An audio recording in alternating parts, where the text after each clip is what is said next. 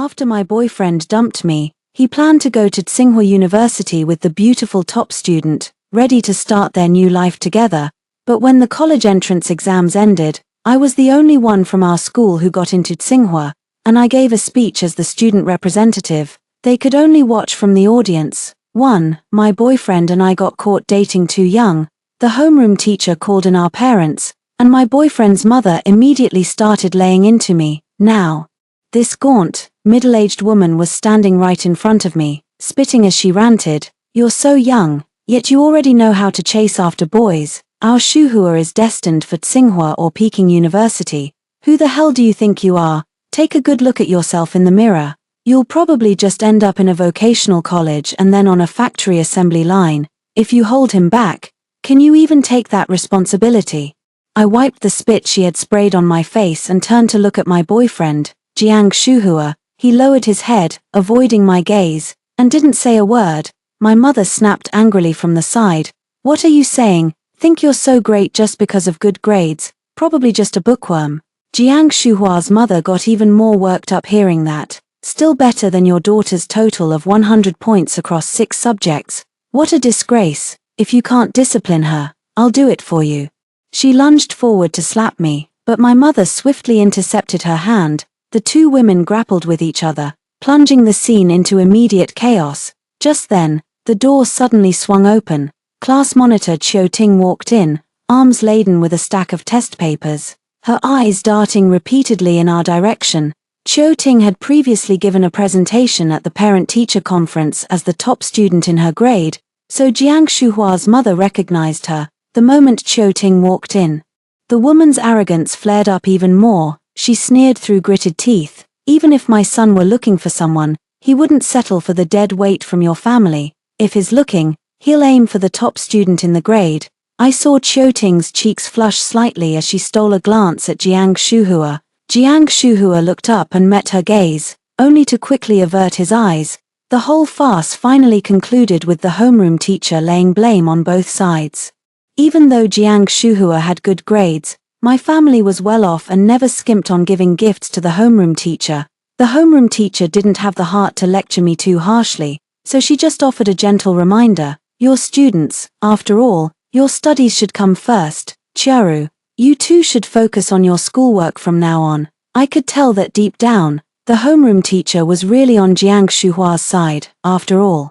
When the class's bottom-ranked student dates the second highest achiever in the grade, anyone would think I was holding Jiang Shuhua back. I pressed my lips together. "Yes, teacher, our homeroom teacher gave us half a day off, telling us to go home and calm down." My mother led me out of the school gate, and for once, she didn't scold me. Looking at the bloody scratches on her face left by Jiang Shuhua's mother, my heart ached with a bitter, sour pain. I've shamed her, because my grades were poor.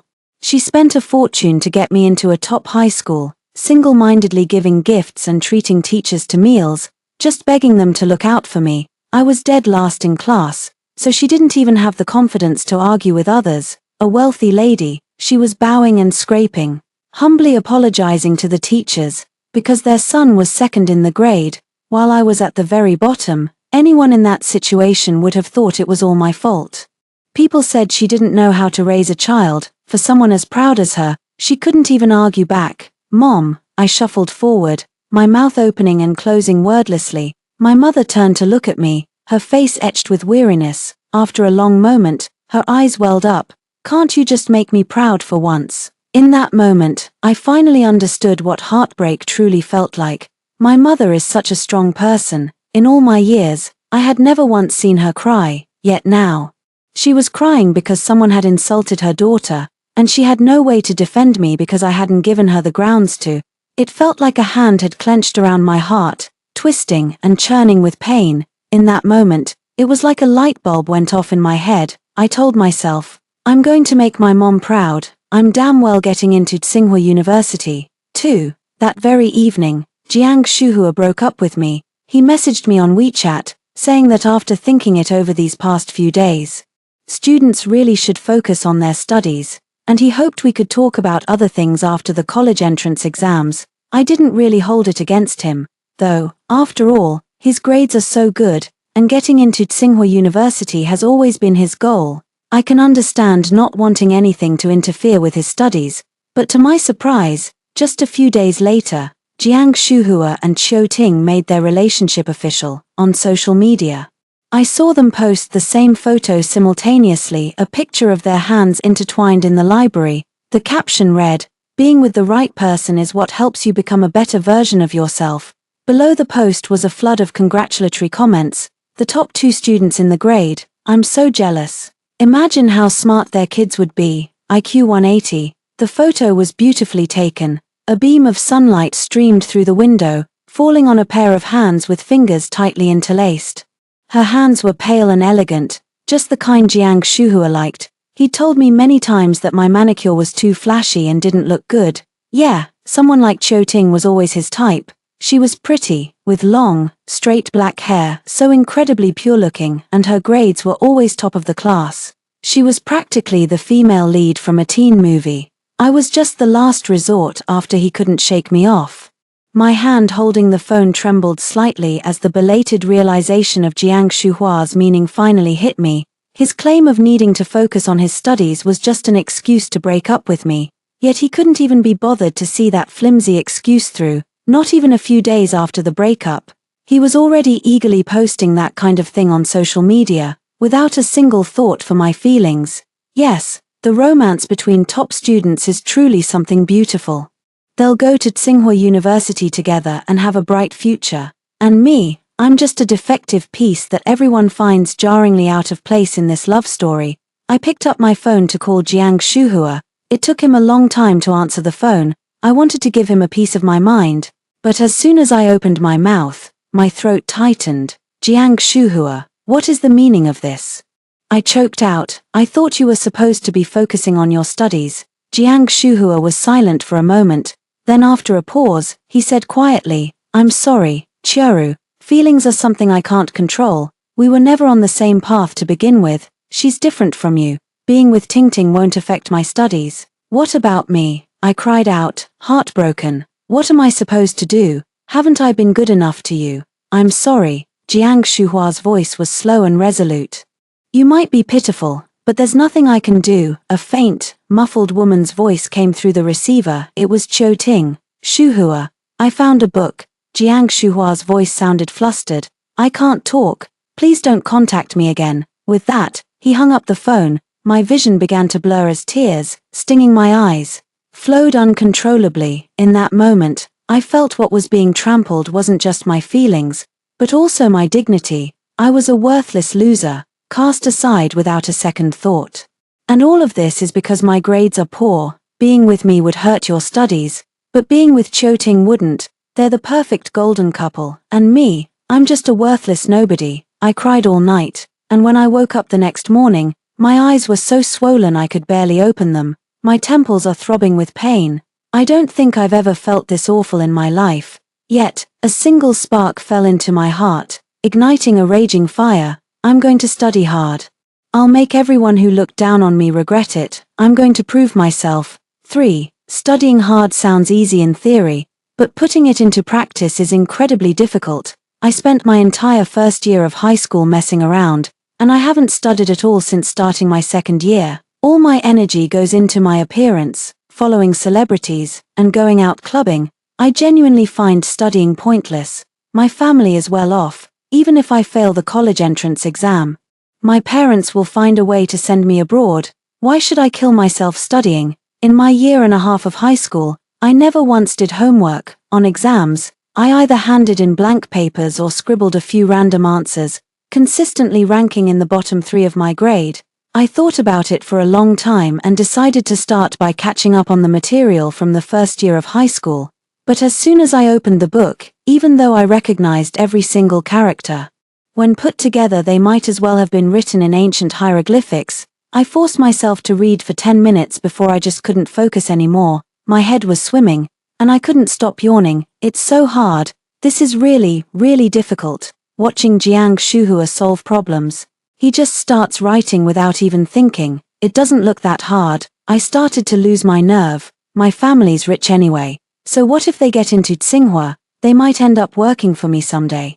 Just as I was about to put the book down, my mom suddenly knocked and came in. She was holding a plate of fruit, her face a picture of stunned surprise. "Oh, are you? You're studying." My mom's expression quickly turned to one of alarm. She gave a strained, almost smile, set the fruit on my desk, and nervously wiped her hands. "Oh dear, am I disturbing you? You should get back to your studies." With that, she hurried out the door, closing it gently behind her without making a sound.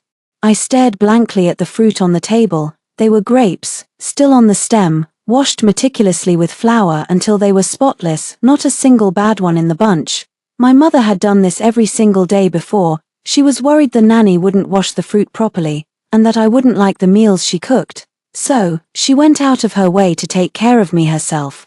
My mother's face kept appearing before my eyes. One moment, it was the pained expression as she said, "Make your mother proud." The next moment, it was the look of anxious guilt for disturbing my studies. I tightened my grip on the pen in my hand and opened the book I was about to close.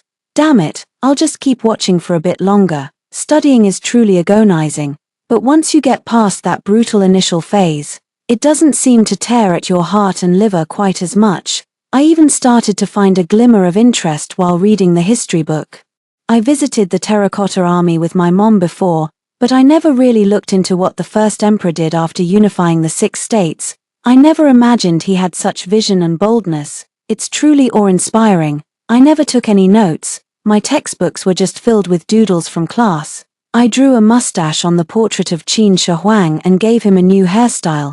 I was just killing time at first, but now, having looked at it more carefully, I feel a bit unsettled. I was flipping through the history book page by page, and I can't even remember when I fell asleep. When the alarm went off the next morning, I was surprised to find I'd fallen asleep at my desk. The imprint of the book's pages was still on my face. I looked at my reflection in the mirror, feeling a sense of disbelief. I can't believe there came a day when Chiaru actually fell asleep while reading. When my mom called me for dinner, she was unusually nice to me, constantly putting food in my bowl. "Eat up, studying takes a lot out of you. My girl is just brilliant. With a little studying, she'll surpass that little brat. What's he so proud of anyway? We'll get into Tsinghua University someday. Just you wait." I stared at the chicken drumstick in my bowl, a whirlwind of emotions churning inside me. My mom has always had that much faith in me. Even if her daughter were a piece of crap, she'd still think it was the best piece of crap in the world. She's over the moon whenever I put in just a little bit of effort to study. It's so incredibly satisfying. I looked into my mom's sparkling eyes. "Tonight, I think I'll study a little longer, for I ran into Chiu Ting on my way into school this morning. My girlfriends gathered around and asked me where we were going out that night. Hey Chiaru, a new bar just opened on Nanjing Road. I heard there are a lot of cute guys. Wanna check it out tonight?" Chiu Ting walked past, shooting us a sidelong glance.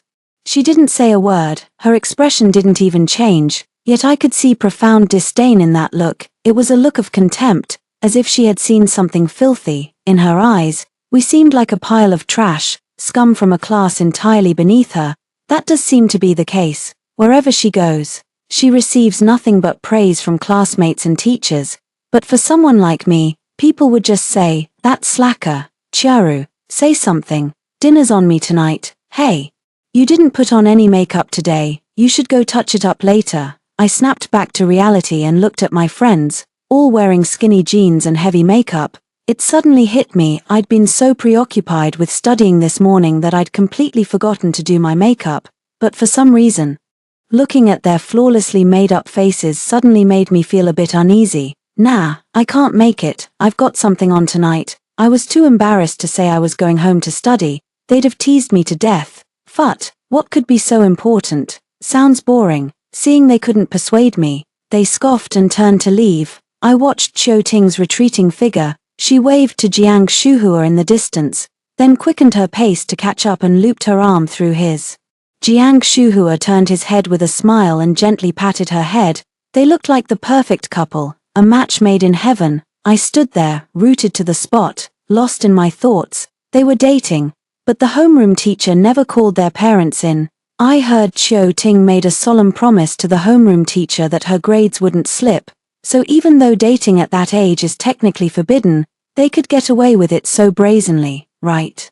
With the top 2 students in the grade together, how could it possibly hurt their studies? They were a match made in heaven, and it seemed everyone took it for granted. Not far away, Qiuting said something to Jiang Shuhua. He glanced at me almost imperceptibly, and the smile vanished from his face in an instant. In his eyes was a look of contempt, identical to Qiuting's. I desperately wanted to rush over and slap him, but I knew the consequences of doing so. I just stood there, watching their figures grow smaller and smaller in the distance until they finally vanished from sight. 5. The first class today is history. To be honest, I was equally terrible at both the arts and sciences. I only picked history, politics, and biology because Jiang Shuhua chose them, and I just blindly followed his lead. That way, we can all sit together when we go to class. It's only now that I understand why Jiang Shuhua chose these 3 courses. I watched Qiuting sitting at the very front.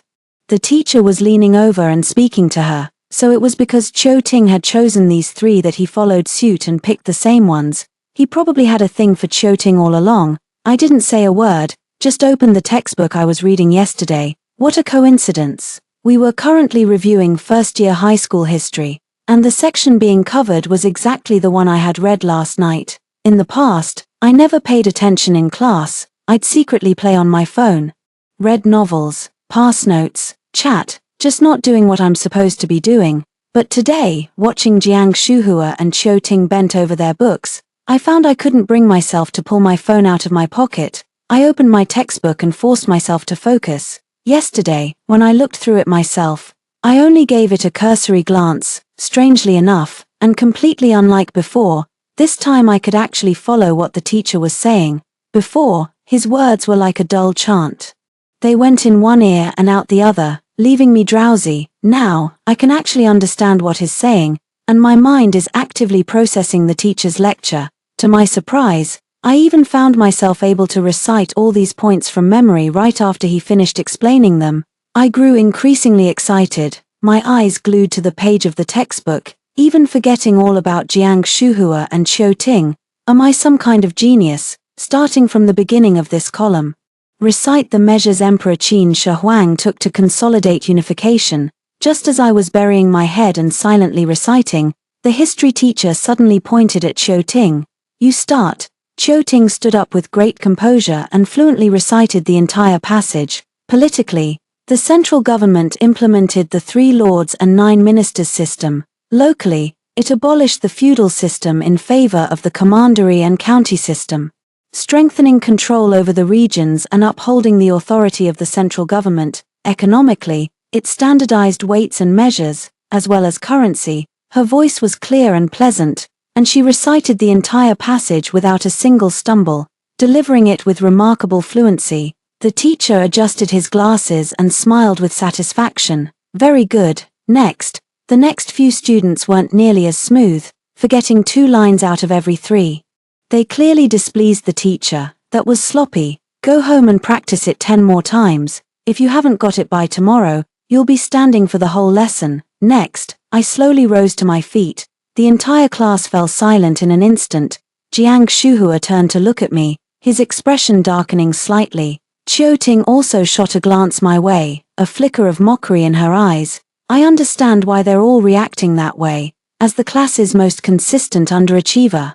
I've always been open and unapologetic about not studying. Usually, I just pretend not to hear in these situations, and the teacher was used to it. Moving on to the next student. Chow are you? You, the teacher said, frowning slightly. I took a deep breath, pretending not to notice the curious or amused glances around me, and proceeded to recite the points I had just memorized in order. Though I stumbled briefly due to nerves, the delivery was remarkably smooth. The history teacher looked astonished, his furrowed brow gradually relaxing. A moment later, a faint smile touched the corners of his mouth. Excellent, truly excellent. I can see you've put in the work to memorize this. Keep it up just like this from now on. Well done, well done. You may sit down. A soft murmur of surprise rippled through the surrounding classmates. Qiuting's mocking smile froze on her face. She shot me a sidelong glance before turning her head away. I felt my face grow warm and sat back down, somewhat flustered. I think my ears must be bright red, yet a strange kind of happiness bloomed inside me. This was the first time a teacher had ever praised me, the very first time in my life. It was a truly peculiar feeling, completely different from spotting a handsome guy at a bar, getting a huge allowance from my parents, or buying an expensive handbag. It was a deep, heartfelt joy. It felt like a flower blooming in my heart. I even felt a bit shy from the teacher's praise.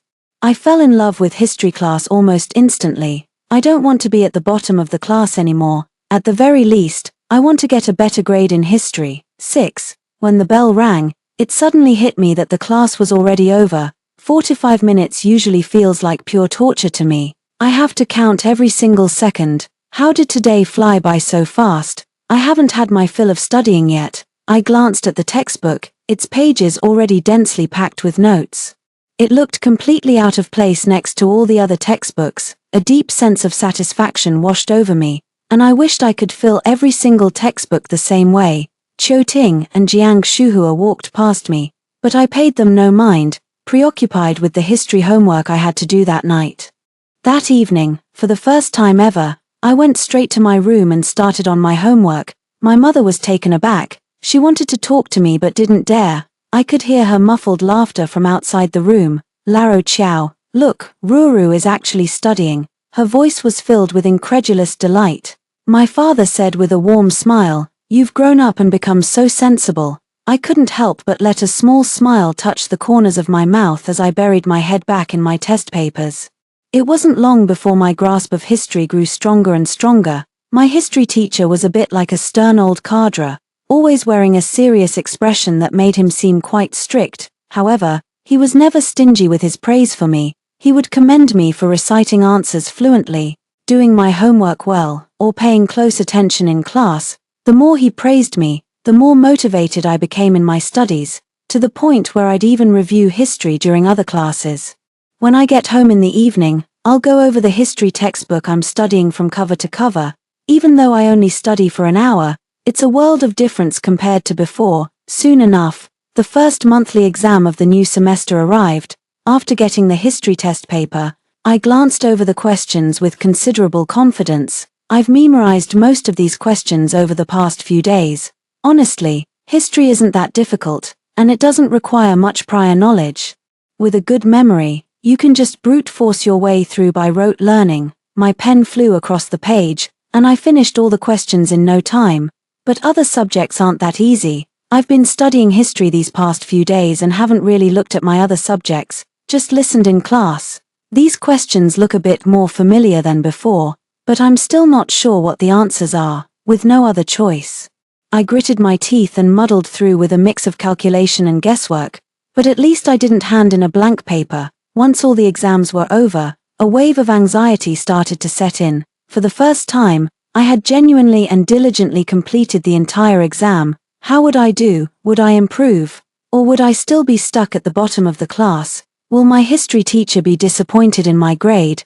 Qiu Ting and Jiang Shuhua are definitely going to make fun of me again, aren't they?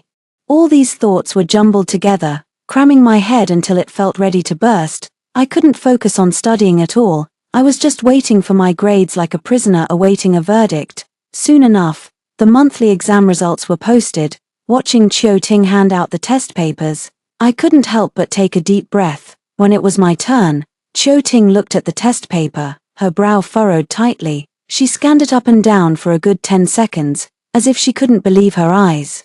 A moment later, she walked past me and slapped a paper down on my desk. For the first time in my life, I truly understood what it meant to be nervous. I picked up the paper with my eyes closed, and it took me a long while to dare open them. A huge, crimson number burned into my vision. History, 92. I was utterly stunned, my hands trembling uncontrollably. It's hard to understand this feeling if you've never been a bottom student. My scores had always been single-digit. Getting into double digits was a stroke of luck. I actually got a 92, a score in the 90s. Is this really my score? Chiaru. I couldn't help but grin like an idiot, turning the test paper over and over in my hands. I lost those points on questions I'd never seen before. My foundation is just too weak. I haven't even finished learning the previous material. Just as I was over the moon, the history teacher walked in. The whole class fell silent instantly. He walked up to the podium, cleared his throat softly, and without any preamble, pulled out the test papers. The questions on this test were quite challenging, but you all did surprisingly well. I have to admit, I didn't expect that. For this exam, he said, picking up a list, 3 students scored above 90, Qiuting got 99, and Jiang Shuhua got 98. Then the history teacher smiled and added, and Qiao Yu. My heart instantly began to pound. Qiao Yu has been studying extremely hard lately, and she's very bright too. To make such rapid progress is quite impressive. Qiao Yu, 92 points. Don't get complacent. Keep working hard and aim for a perfect score next time.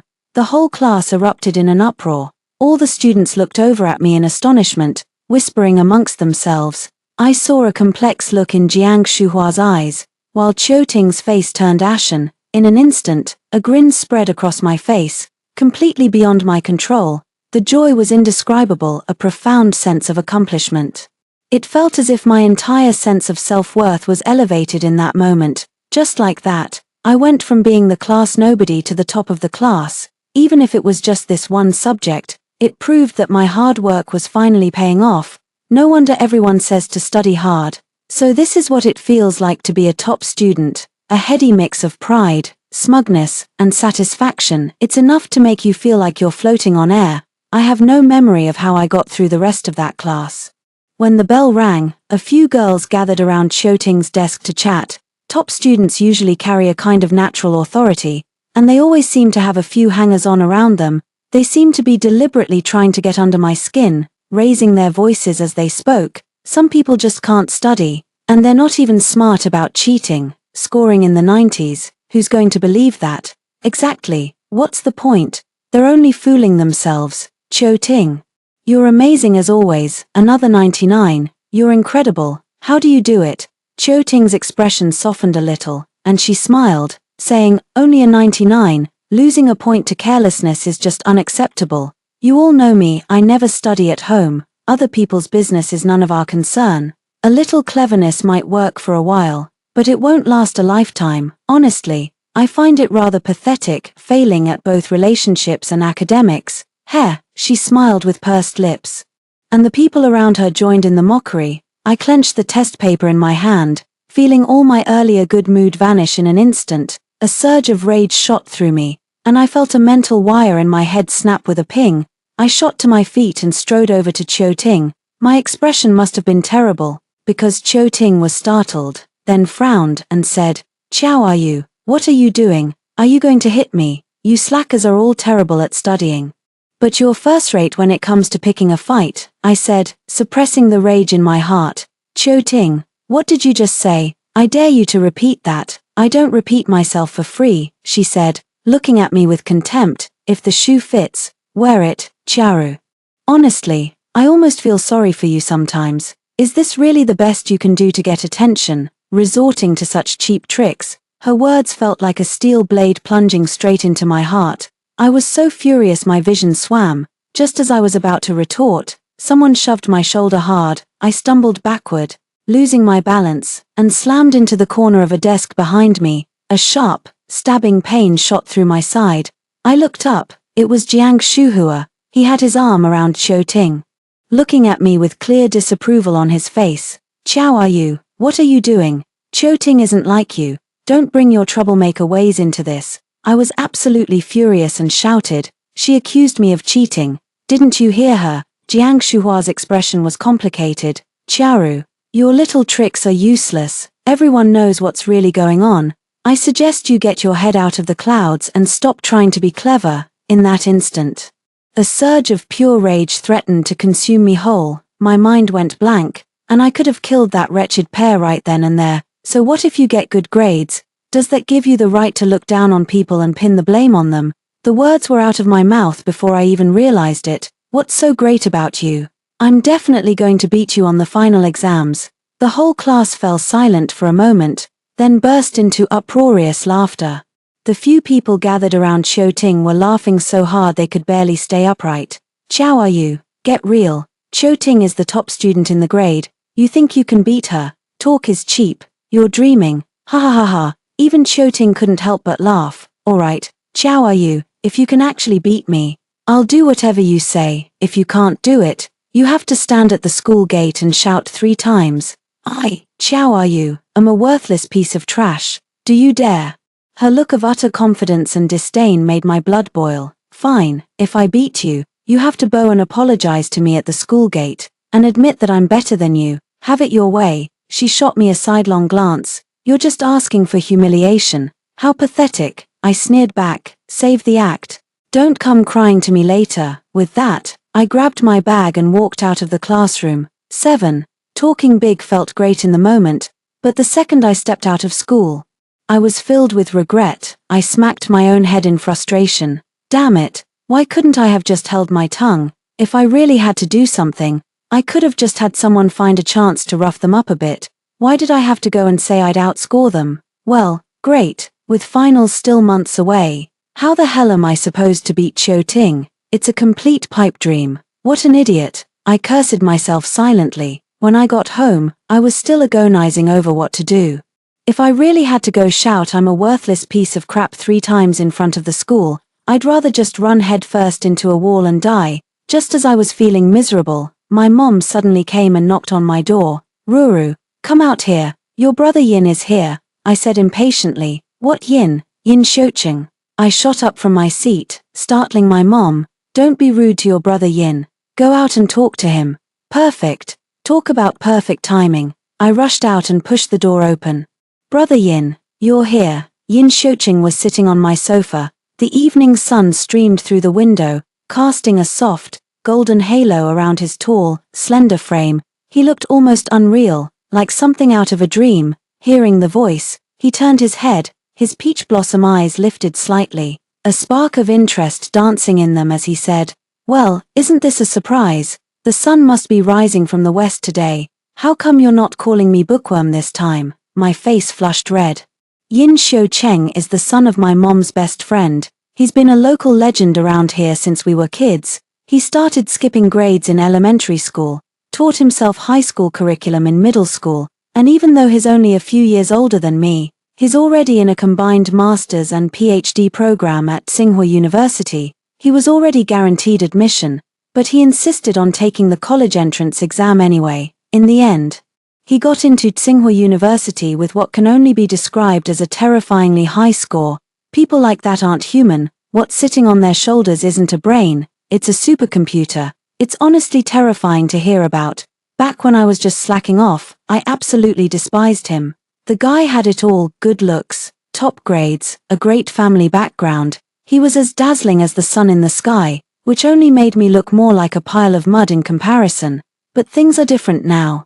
I need him right now. With Yin Xiuqing here, dealing with people like Qiu Ting and Jiang Shuhua will be a piece of cake. Your brother Yin is coming home to stay for a while. You two haven't seen each other in ages, are you? Come on, come say hello to your brother Yin. I'm going to wash some fruit. I forced a sycophantic smile. Brother Yin, you're back. Yin Xiuqing recoiled as if he'd seen something vile, his body tensing with wariness. Chow are you? What's wrong with you? My smile froze.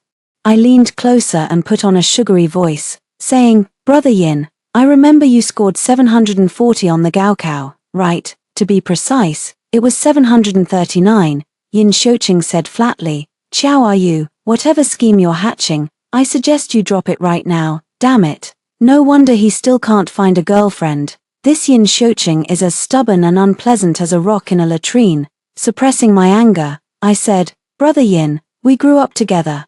How can you bear to see me fail to get into university in the future? How could you be so heartless? I froze for a moment, then simply pretended I hadn't heard him and blurted out my request. Brother Yin, could you tutor me? Tutor you? Yin Xiuqing's expression finally shifted, and he looked at me with a mixture of shock and suspicion as he said, Chow are you? Have you been possessed by something unclean? I had finally had enough, and my face fell. Yin Xiuqing. Just tell me if you'll tutor me or not. Can't I turn over a new leaf if you don't tutor me? I'm telling your mom. Yin Xiuqing's mom never had a daughter, so she adores little girls, especially me. If she found out he refused to help me study, she'd give him an earful. Sure enough, Yin Xiuqing's expression stiffened. After a long pause, he gritted his teeth and said, Chow are you? You're really asking for trouble. What kind of crazy scheme are you cooking up now? I grabbed his arm and pleaded earnestly, "Bro, I want to get into Tsinghua, please, you've got to help me get into Tsinghua. My boyfriend dumped me for some straight A student. I made a bet with them that I'd outscore them all by the end of the semester.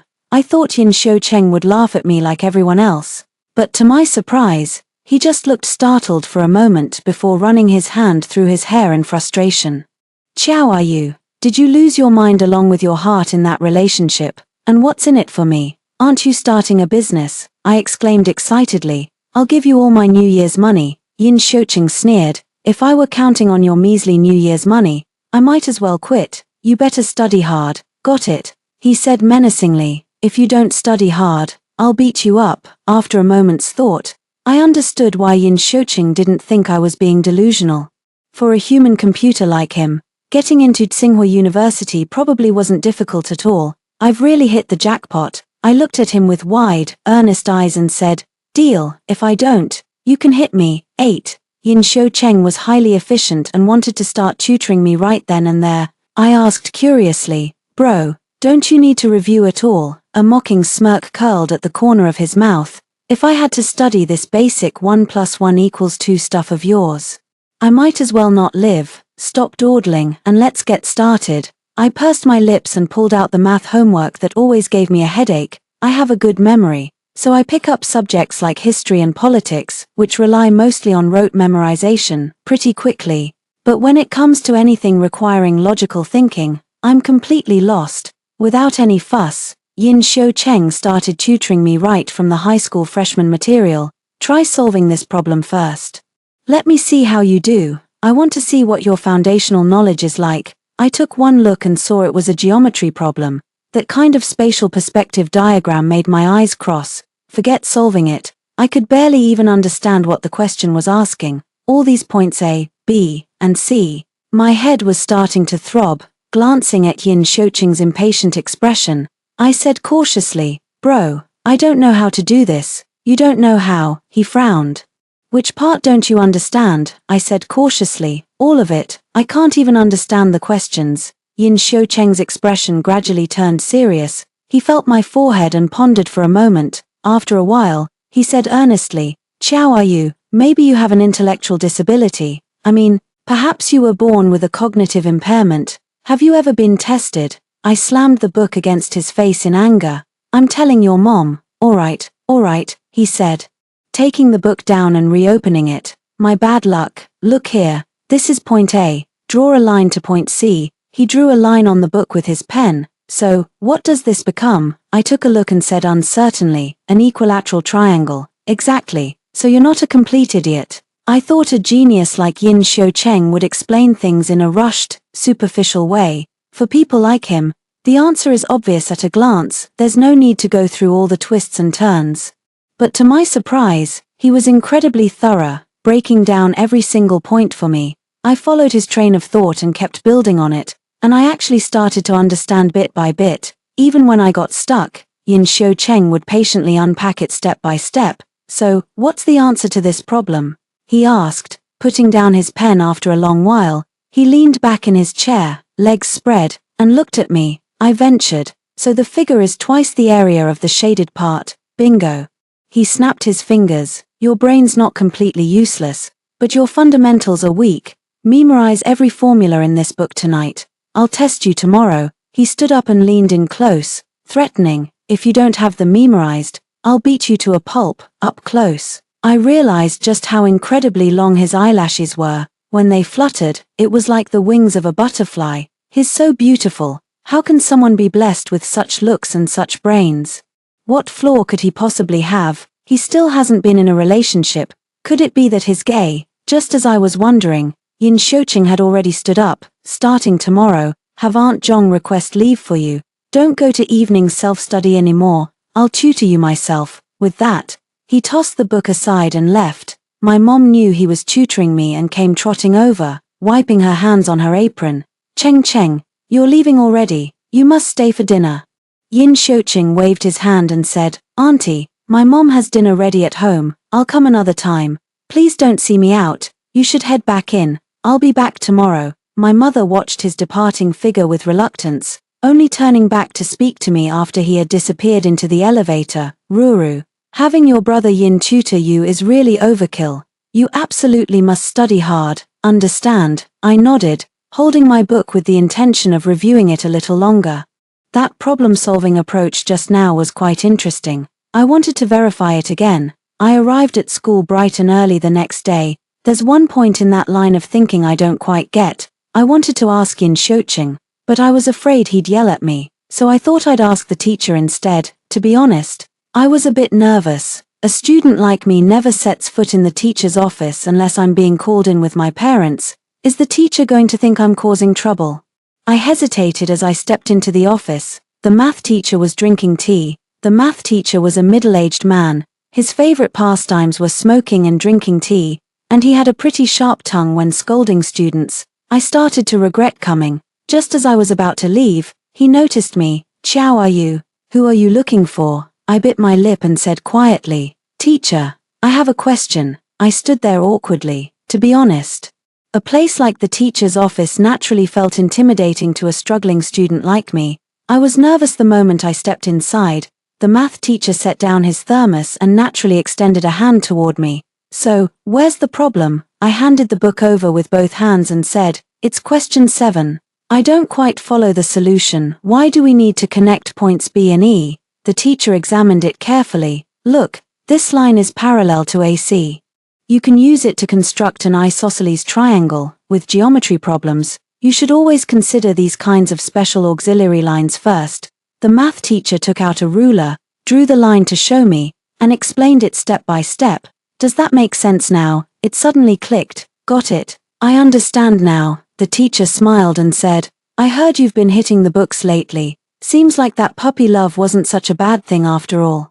You're like a strong ox that won't pull the plow. You've got a good head on your shoulders. You just didn't care for studying before. Go on, come back if you have any questions." Feeling a bit embarrassed, I thanked him and hurried out. Nothing seems as terrifying as I had imagined. I thought to myself, perhaps I had made studying out to be more difficult than it really is. In fact, with enough effort, none of these obstacles are insurmountable. 9. From that day on, I stopped attending evening self-study sessions. Yin Shocheng would tutor me at home instead. He wasn't kidding about disciplining me. He'd frequently whack my head with a book. Sometimes he'd hit me so hard my eyes would well up with tears. I'd clutch my head and protest.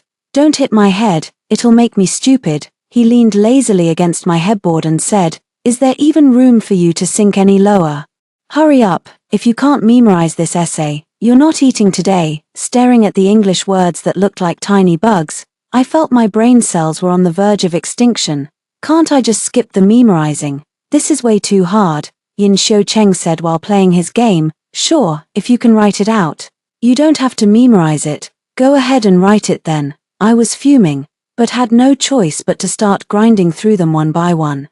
Yin Shocheng said my foundation was too weak, making me memorize vocabulary every single day, and get this, he actually had me studying for the postgraduate entrance exam word list, that massive, thick red book. I said, "Is all this really necessary just for the college entrance exam?" He sneered, "If you want to get into Tsinghua, you'd better take it seriously. Did you think just any old riffraff could coast their way in, if you can't even memorize this little bit?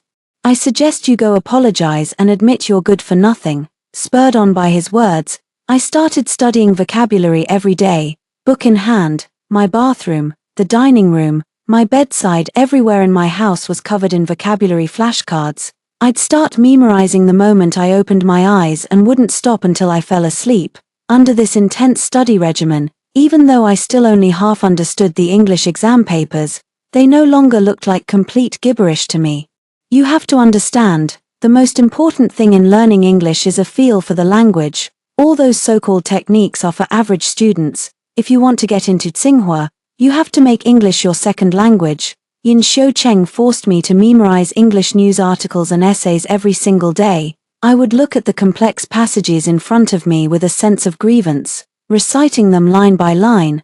I don't know how long it took, but I finally managed to memorize it. Albeit barely. Yin Shocheng examined it, his expression pained. "Still not good enough. Your foundation is too weak, but at least it's better than before. You must memorize this book within 3 months, understand? I nodded, only then belatedly feeling a twisting, squeezing sensation in my stomach. I'd completely forgotten I hadn't eaten dinner yet. Yin Xiucheng heard my stomach growl too and let out a soft chuckle. All right, let's go eat. The midterm exams arrived swiftly amidst this cycle of daily studying. Sitting at the desk, I wiped the sweat from my palms with a tissue. The moment to test the fruits of all my days of study had arrived. For 2 months, I studied day and night, almost turning into a study-obsessed robot. I was nearly finished memorizing the Red Book, and I'd lost count of how many English essays I'd committed to memory. I've worked through a stack of math workbooks as thick as my palm, and filled 2 whole notebooks with notes for politics and history. What kind of grade will I get? Is there any chance I could get close to Ting's level? I took a deep breath and started on the problems. I'm familiar with some of these questions, but others are completely new to me. Yin Xiucheng refused to give me any hints or predicted questions, saying he didn't want me to take shortcuts. Now, looking at the actual exam, some problems seem similar to what I've practiced, while others leave me utterly bewildered. Glancing over at Ting, who's in the same exam hall, I see her working with calm composure, her pen flying across the page. After only a moment's thought, she jots down an answer. A wave of anxiety hits me. I force myself to look away from her, take a deep breath to focus, and start with the questions I know I can solve. In the past, during regular exams, I would just doodle and then hand in a blank paper when time was up. Back then, time felt agonizingly long, but now it just never seems to be enough. I didn't even have time to think through many of the questions properly, and when I handed in my paper, I realized I hadn't even finished a major section. I looked over at Ting. She had finished long ago, checked her work, and was now resting with her eyes closed. I gritted my teeth and told myself not to panic. I had to nail the next exam. After the exam, Ting walked over. She stood before me with a beaming smile and said in a voice loud enough for everyone nearby to hear, "Qiao, are you? You couldn't cheat on this one, could you? I suggest you just admit defeat now, beg me nicely, and maybe I'll spare you the humiliation of shouting at the school gate." I stared at her coldly. "I suggest you don't get too cocky. It's not decided yet who'll be doing the shouting. Besides, our bet was for the end of the semester, not midterms. No need to be in such a rush to lose." Her expression darkened, and she snapped, "Fine, have it your way." I was trying to be nice. The midterm exams were modeled after the national college entrance exams and lasted for 3 full days. I had never seriously taken an exam of that intensity before, and by the end of those 3 days, I was completely drained. Then began the somewhat agonizing wait for the results. It was only when the grades were being handed out that I realized I was so nervous my hands were trembling. Before I could even process that, all the test papers had been placed in my hands. All around me, classmates were whispering and comparing scores, filling the classroom with a noisy buzz. Some even came over to ask about my results, but I couldn't hear any of it. I could only feel my heart pounding faster and faster as I took out my calculator and started adding up my scores, subject by subject: Chinese 98, Math 106, English 102, History 94, Biology 76, Politics 83, 559 points. A small note was also passed along and landed on my desk: ranked 27th in the class, 236th in the grade. My heart sank. In a class of 56, 27th place is squarely in the middle of the pack. It was a world of difference compared to the top student. Just then, Ting's results were announced. She stood at the very front, the center of attention. A small crowd had gathered around her, all talking excitedly. I clutched my exam paper tightly, my heart sinking into a knot. I didn't even need to look to know that Ting had taken first place again. Sure enough, a girl looked at her paper and exclaimed, 683, "Ting, you're absolutely incredible." "Yeah, that's absolutely incredible. A148 in math. With a score like that, Tsinghua is a sure thing, right?" "What did Jiang Shuhua get?" 679, second place. Jiang Shuhua said calmly, offering Ting a smile. "Couldn't beat you again this time. I'm impressed." Ting didn't say a word, merely curling the corner of her mouth into a slight smile as she glanced back. I knew it, she was looking at me. Only now do I realize the chasm between us. My angry words back then were born of ignorance and recklessness. Even if I study myself to death, cramming every waking and sleeping moment, there's still a gap of over 100 points between her and me. And I know all too well that closing those last 100 points will be the hardest part. I don't think I can ever truly surpass her. In that moment, I could clearly hear the sound of my heart breaking. Maybe I'm just not good enough. I can't measure up to her. I was always just a failure. All my previous efforts were nothing but futile gestures to make myself feel better. Not far away, Jiang Shuhua was walking towards me. He stood over my desk, looking down at me with a gaze that mixed disgust and pity. "Chow are you?" Tingting said she'll let this go if you're willing to apologize to her. Tingting is a kind person. Please, don't make any more trouble, okay? Ting followed, and the surrounding classmates gradually quieted down to watch. "Chow are you? Congratulations. I heard you've made great progress. But you know, one has to accept their own mediocrity. Look at how hard you've worked, and this is pretty much your ceiling. I don't ask for much, just apologize to me, and I'll forgive you, then we can consider this matter over." Her expression was so condescending, as if she were doling out charity to a beggar, that little bit of self-pity in my heart instantly exploded into a towering rage. I'm not afraid of others looking down on me, but if I were to back down, I would look down on myself. I slowly stood up, meeting her gaze directly. "There are still 3 months left. It's too early to tell who will come out on top.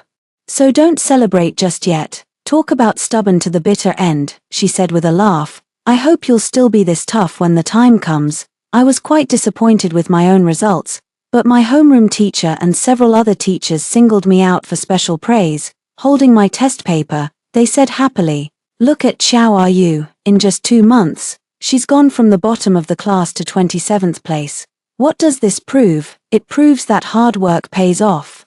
Everyone should follow Chow are you's example. You must strive for progress and never give up."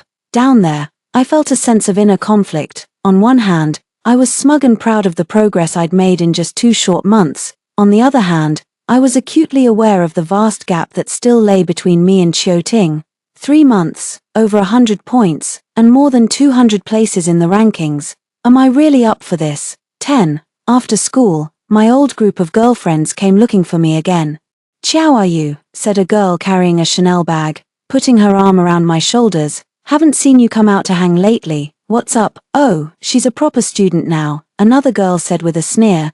"Too busy studying to hang out with slackers like us. Come on, there's a thing tonight with a live band, your favorite. Let's go unwind and grab a drink." I looked at them, feeling hesitant. I'm genuinely smitten. I've just been utterly exhausted lately, burning the candle at both ends. It's been brutal. Sometimes I even get drowsy while eating. Going out for a drink feels like it's been ages. I've made so much progress. Surely I can take a little break, just a quick one. Alright, let's go check it out. I slung my bag over my shoulder and followed them to hail a cab. Exactly, my friend laughed. Our family's loaded. What's the point of killing ourselves studying? They'll just end up working for us anyway, bunch of paupers. I didn't say anything and just followed her into the bar. This place is usually pretty quiet at this hour, but there was an event on, so it was already getting crowded. A steady stream of attractive men and women filed in through the entrance, the flashing lights casting a dazzling yet fragmented kaleidoscope of colors on the floor. "Let's start with the 3888 package," my friend said from the booth, handing me the tablet. "Charu, what are you drinking?" I ordered a drink at random and just sat there, zoning out. A few guys came over from the side and asked if we wanted to join them for a drink. Amidst the deafening music and the clamor of voices, I suddenly felt out of place. This place used to feel like a second home to me, yet now I feel completely out of my element. A profound, inexpressible sense of guilt welled up inside me. I shouldn't be wasting my time here. How many words have I managed to memorize all this time? What about my words for today? Charu, what are you spacing out for? Drink up. The girl next to me gave me a nudge and poured me a glass of beer. One of the guys just pulled out his phone and asked me, "Can I get your WeChat?" Watching it all, I just felt a hollow, aching emptiness inside. I told myself, I have to get out of here, no time to waste. I shot up from my seat, muttered I've got something to do, and bolted for the door. The people behind me were all shouting, "Where are you going? Finish your drink first. What's one more day?" Aren't you tired? Just take a break. Those voices were like the whispers of a devil, tempting me to fall back into my old ways. I fled the bar as if escaping, hailed the first cab I saw, and threw myself inside. It wasn't until I was seated in the car that I finally let out a breath, utterly drained. Watching the bustling traffic and neon-lit nightlife outside the window, I felt an indescribable melancholy. But I didn't have time to dwell on that melancholy. I was going to be late getting back today, and I had no idea how Yin Shoqing was going to chew me out. He might even hit me. Yet, the oppressive mood I'd felt earlier seemed to be lifting. That sense of guilt had vanished, too, when I got home. Yin Shoqing was indeed waiting for me in the room. Feeling a bit guilty, I walked in pretending nothing had happened. "Where have you been?" He stood by the window, his dark, tousled hair catching a few strands of golden light. I licked my lips, answering awkwardly, "Nowhere special. Just had some things to take care of today." Yin Shoqing turned his head and fixed his gaze on me. "Have you been drinking?" His nose is sharper than a bloodhound's. He caught the scent of alcohol on me from just one sip. Exposed and humiliated, I flew into a rage. I tossed my bag onto the table and snapped, "Yeah, I went for a drink. So what? I've been studying for days. I deserve a break." Yin Shoqing's gaze was icy as he looked at me. "What did you score?" I went and asked around. 559, right, ranked 27th. No chance for a top-tier university. At best, you'll get into a second-tier one. "Chow are you?" He tilted his head slightly to look down at me, the disdain in his eyes utterly unconcealed. "You think you're so great, don't you?" His words cut deep into my pride. And I snapped in anger. "I've only been studying for a little over 2 months, and all you do is call me stupid and say I'm no good. What kind of person does that?" Yin Shoqing crossed his arms and said, "What, you want me to lie and say you're doing great? Chow are you? What gives you the right to go out drinking? Do you have any idea how far behind the top student you are? With your level, you think you can get into Tsinghua. Even if Tsinghua became a vocational school, they wouldn't take you." "None of your business," I snapped, my patience finally snapping. The moment the words left my mouth, I regretted them. I owe my tremendous progress entirely to Yin Shoqing. He tutored me here every single day without a single complaint, and he flat out refused to accept any money from my mom. What could a Tsinghua University Master's to Ph.D. student possibly want from tutoring a high schooler like me? And here I am, showing no gratitude. But before I could even speak, Yin Shoqing's expression darkened, his thick, dark eyebrows lifted slightly, a flicker of anger crossing his face. "Fine, you said it yourself, it's really none of my business. Talk about a dog trying to catch mice, I should mind my own business." With that, he stormed out the door, slamming it shut behind him. My eyes stung with tears. Casting my pride aside, I ran out after him. Just as the elevator doors were about to close, I thrust my hand in to stop them. The elevator doors closed on my hand and then reopened, and I cried out in pain, "Are you insane? Chow are you?" Yin Shoqing strode out and grabbed my wrist. "What are you trying to do now?" Tears streamed uncontrollably down my face as I choked out, "I'm sorry, Yin Shoqing. I was wrong. Please forgive me." His brow furrowed, as if he wanted to scold me, but his voice softened when he finally spoke. "You got me, crybaby." Sitting at the desk, I sobbed as I pulled out my test paper. "Stop crying," Yin Shoqing said roughly, wiping my face with a tissue. "You should be ashamed to even cry. How did you only get such a low score? Did all your studying go in one ear and out the other?" I opened my mouth to wail, but he immediately clamped his hand over it. All right. I'll admit you've made some decent progress. Now hurry up and review the questions you got wrong. We've done a problem like this before. How did you still get it wrong? Wait, did I not explain this? What on earth have you been listening to? And this one here, if I'm not mistaken, this is the 3rd time you've gotten a similar type of problem wrong. Chow are you? You'd better perk up those ears and listen carefully. The evening passed both quickly and slowly, filled with Yin Shoqing's explanations of the test papers. Around 10 o'clock, Yin Shoqing put down his pen, looked at me earnestly, and asked, "Chow are you? What do you think is the purpose of your studies?" Without a moment's hesitation, I replied, "To outdo Qiu Ting and Jiang Shuhua." Yin Shoqing said nothing. He stood up and walked over to the bedside. He was very tall, probably around 188 centimeters, with a slender and upright posture. The night enveloped him, and his profile was buried in shadow, difficult to make out clearly. "Qiao are you? We study for our own sake." Yin Shouqing's voice was very soft, fading into the boundless night. "I hope you understand that studying isn't everything, but it can open doors for you.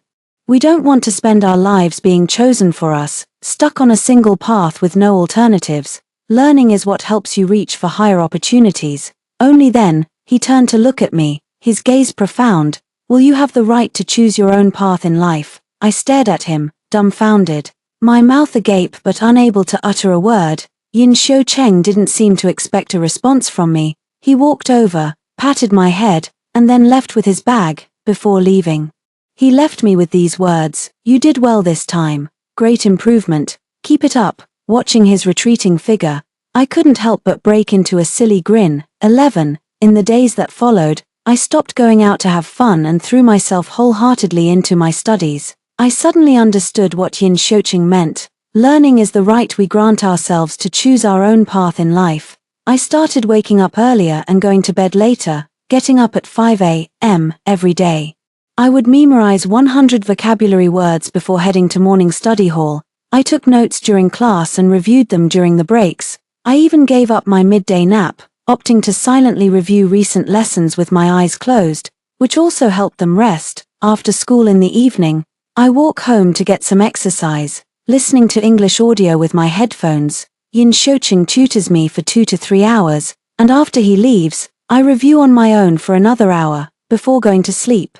I go over everything I learned that day one more time. If I can't remember something, I get up immediately to check my notes, and I don't sleep until I have it all straight in my head.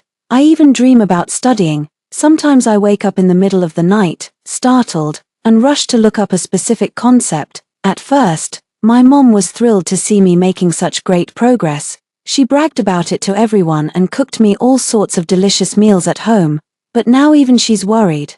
And every day at mealtime she anxiously urges me, "Ruru, take a break. What will you do if you work yourself sick?" But I can't rest. The moment I stop, I'm overwhelmed by a deep sense of guilt. I even find myself wondering, even in the bathroom, what Shouting is doing right now. Are you studying? If that's the case, I've fallen behind her again, haven't I? The days just slipped by like that, and sometimes I even lost track of time. I could only watch as my grades climbed at a frankly terrifying pace. Third monthly exam, 16th place. Fourth monthly exam, 8th place. By the fifth monthly exam, I had even surpassed Jiang Shuhua, only to lose to Qiuting by a mere 3 points. When the results came out, Jiang Shuhua was completely stunned. He stared at his exam paper in disbelief, going over it again and again, and only after checking every single score did he sink heavily into his chair. I saw him look back at me. His eyes filled with utter disbelief and shock. I avoided his gaze and focused on reviewing my own mistakes. No one accuses me of cheating anymore. All my classmates have gotten used to my progress because they can see how hard I work. Yet, they're still shocked every single time the grades come out. No one looks down on me now. Instead, everyone comes to me for help, asking questions, and even copying my answers and papers. I've become what they call an academic legend. My teachers treated me like a treasure, and I was held up as a model student everywhere. My perfect scoring essays and exam papers were plastered all over the hallway.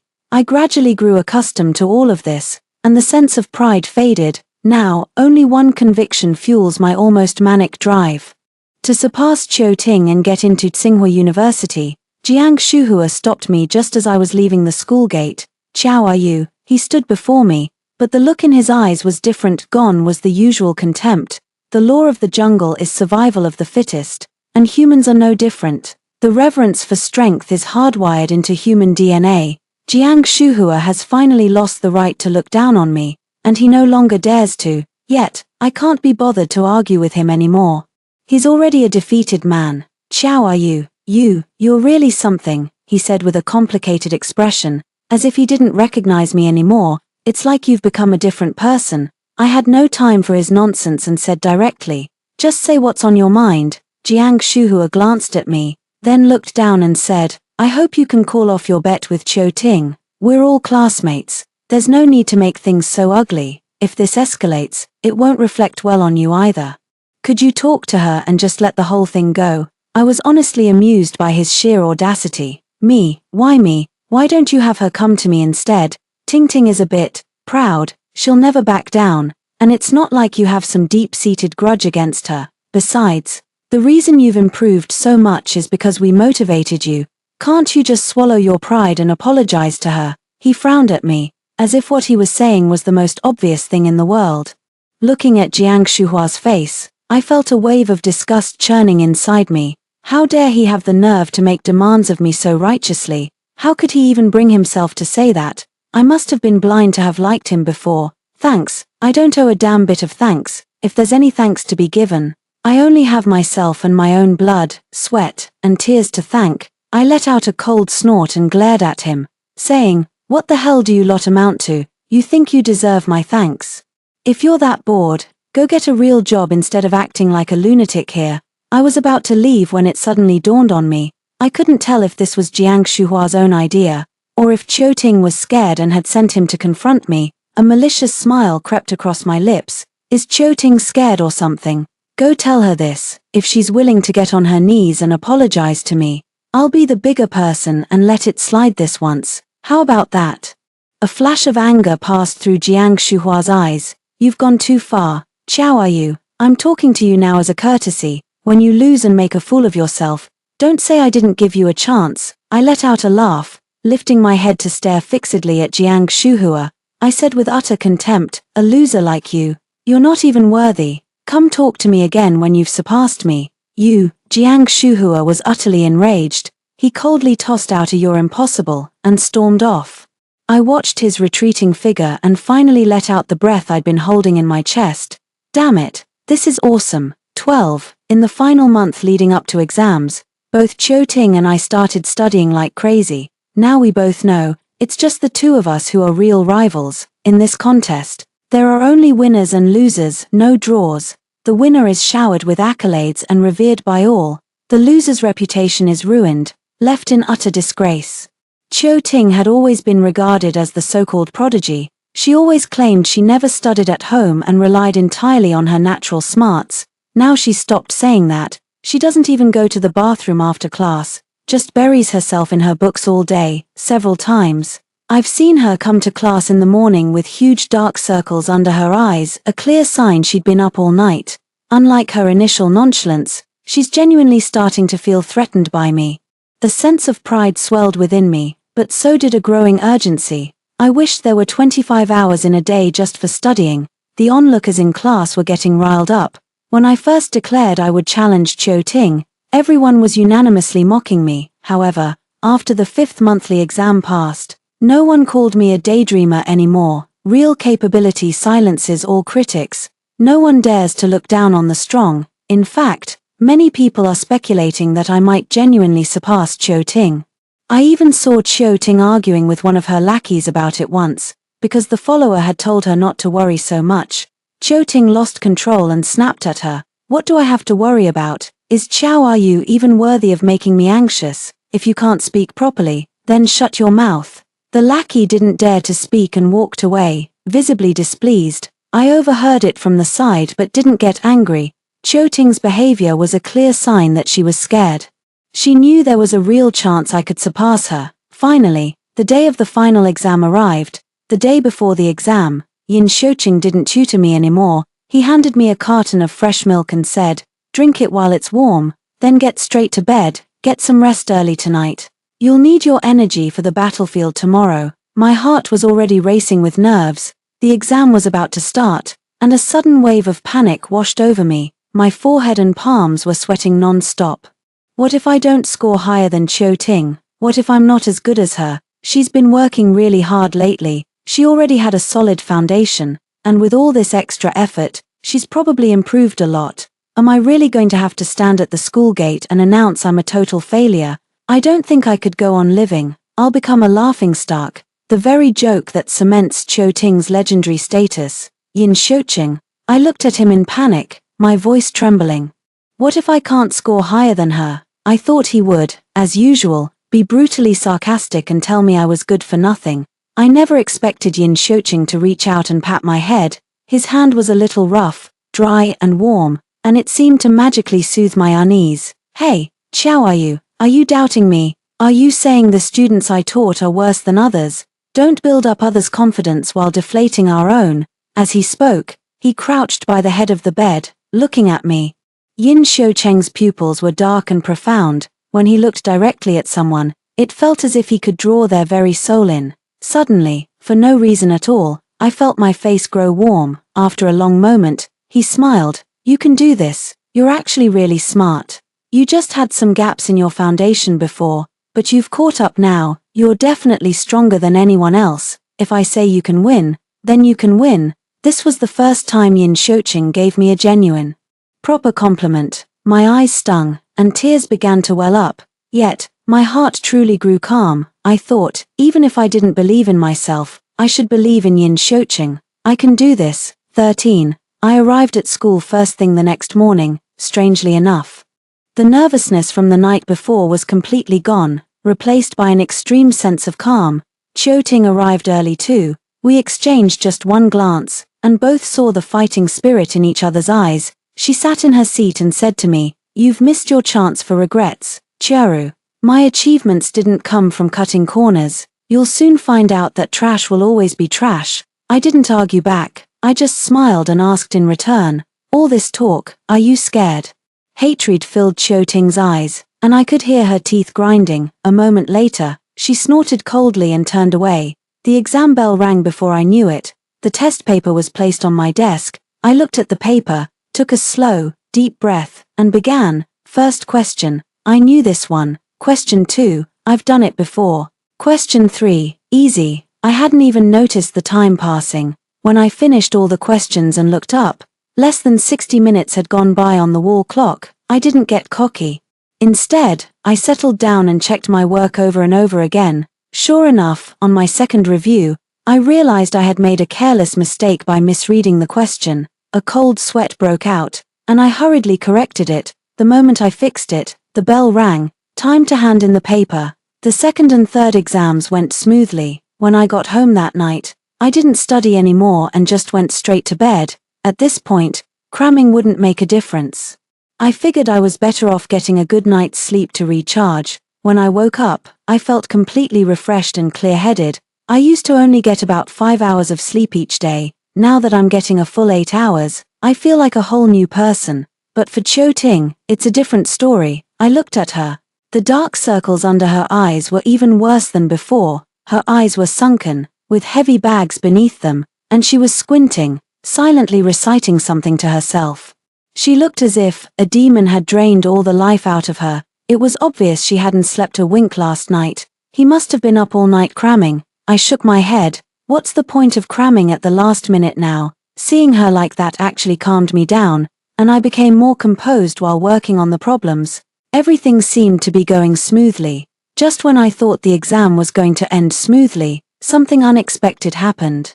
As I reached the final question and looked at the paper, my eyes widened in shock.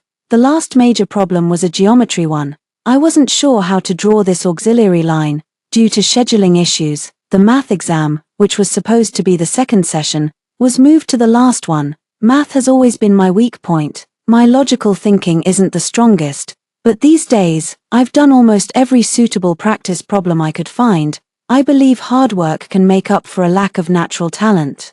The previous questions went quite smoothly, and I didn't run into any I couldn't solve, but this major problem is really tricky. If you don't read it carefully, it seems deceptively simple, just a standard, formulaic exercise. Only upon closer inspection does the trap here become apparent. A cold sweat began to bead on my forehead, and my hands started to tremble slightly. This question is worth 15 points, not a huge amount, but certainly not insignificant either.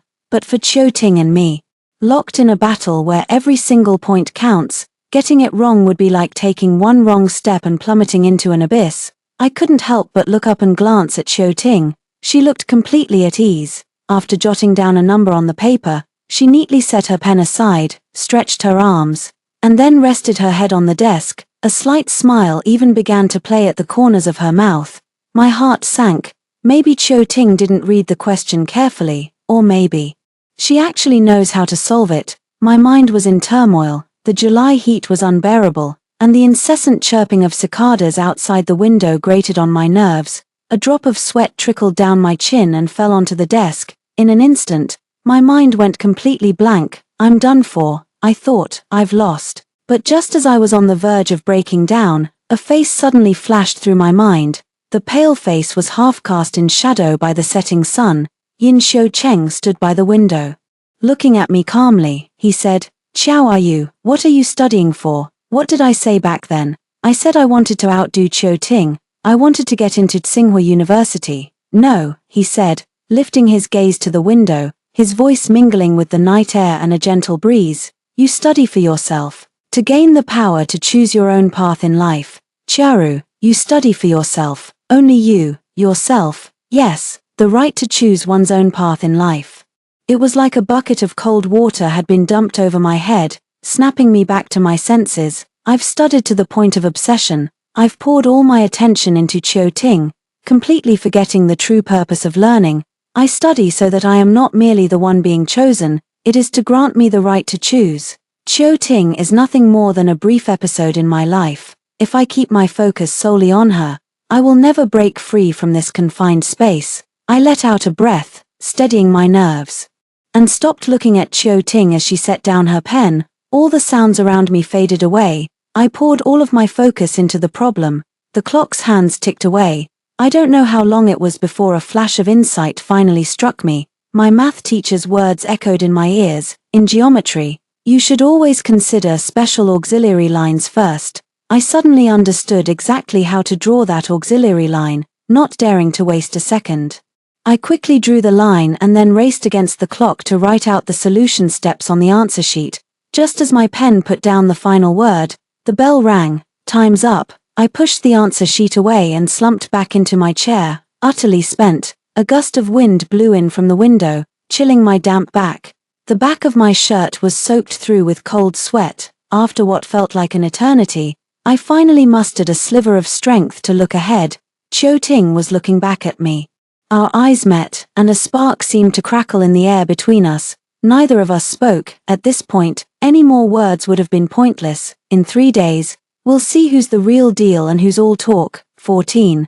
The wait for the results feels like an eternity. Yet, it also seems to pass in the blink of an eye. I've been in a daze for the past 3 days, completely unable to focus on studying. Every time I open a book, all I can see are visions of the final exam questions.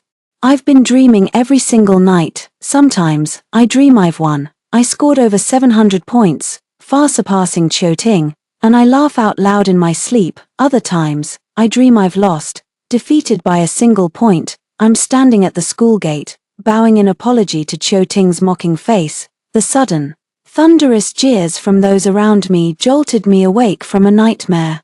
Drenched in cold sweat, on Weibo, I kept reposting all sorts of good luck images, thanking the little dog for warding off bad luck, then thanking Empress Zhen Huan for blocking the haters. I felt like I was losing my mind, but before I could even process it all, the moment to check my grades had arrived. Sitting at the desk, my emotions kept swinging between tension and calm. On one hand, I felt the outcome no longer mattered. The results I achieved today spoke for themselves, as far as I'm concerned. I've already succeeded, yet on the other hand, the mere thought of Qiu Ting overshadowing me once again filled me with fury and utter despair. I was caught in this internal tug-of-war with myself. I could tell Qiu Ting was nervous too. She kept taking deep breaths. Jiang Shuhua was sitting beside her, trying to comfort her. Don't worry, Ting Ting, with Qiao Yu's level, there's no way she'll outscore you. A lackey chimed in. Yeah, Qiu Ting, Qiao Yu just got lucky before. She could never catch up to you in a million years. I didn't pay them any mind at all. My eyes were fixed on the teacher walking into the classroom. Our homeroom teacher, beaming from ear to ear, walked up to the podium with a broad smile. Settle down, everyone. The final exam results are in. Settle down. The whole class returned to their seats and fell silent, with over 50 pairs of eyes locked intently on him. Our class did really well on this exam. Not only did we get the highest average score in the grade, but the top 2 students in the entire year are also in our class. The homeroom teacher's gaze swept over me and Qiu Ting before she picked up the list in her hand. I held my breath. You could have heard a pin drop in the classroom, Both Chiu Ting and I knew those two people had to be us. But there's a world of difference between first and second place. Second place means nothing. Only the winner takes it all. Second place. The teacher said, drawing out the words. My heart began to pound uncontrollably, each beat so forceful it felt like it might leap from my chest. Second place. Chiu Ting, 697 points. An excellent result. Chiu Ting, you even scored perfect marks in 2 subjects. Keep up the great work. A bolt of lightning cracked across the sky. Chiu Ting's body jolted violently before she collapsed onto Jiang Shuhua, yet Jiang Shuhua made no move to catch her. His mouth fell open as he turned to stare at me in utter shock, as if he'd seen a ghost. First place. The teacher continued. At that moment, an extraordinary calm settled over my heart. I have complete confidence in myself, a confidence born of absolute capability. First place. Chow are you? That's incredible. I'm absolutely speechless. Chow are you? 701 points. Keep up these results and getting into Tsinghua is a sure thing. Chow are you? You must keep studying hard, don't get complacent or slack off. Chiu Ting spun around so sharply that she knocked the desk behind her askew. Her face was deathly pale, her expression indescribable, a look so ferocious it seemed she wanted to tear the flesh from my bones. I felt that in the next second, she would lunge forward and tear me apart. I gave her a slight nod and mouthed the words. Don't forget your promise. The classroom fell silent for a moment, then erupted into chaos. Everyone craned their necks to look at me in an exaggerated manner. They didn't even gasp, just stared in sheer shock. After a long pause, everyone ignored the homeroom teacher and burst into a loud uproar. Holy crap! Chow Are-you is absolutely incredible. She really got first place. Unbelievable. It's only been 1 semester. She might actually be a genius. I'm speechless. I'm actually speechless. This is insane. Is Chiu Ting really going to have to apologize to her? Their faces were a mix of shock and admiration, their eyes filled with disbelief and awe. I looked around, and a feeling I couldn't quite put into words welled up inside me. Remember how they were? Their attitude was completely different back then. They all laughed at me, delusional, clueless, pie in the sky, full of hot air. That's what they said about me. But 5 months later, I proved every single one of them wrong with my skills. Now they all know that Chow Are-you wasn't just talking big. I have the absolute capability to back up my ambitions. I damn well have what it takes to make good on my word. I was basking in all the praise and admiration when, suddenly, a smiling face flashed through my mind. The face of Yin Xiucheng. I thought, I have to tell him this good news. 15. As I left the school gate that evening, I could feel everyone's eyes on me. They were pointing and whispering about me. That's Chow Are-you, right? Damn, she's something else. A lot of people used to act this way before, but back then they'd say, that's Chow Are-you.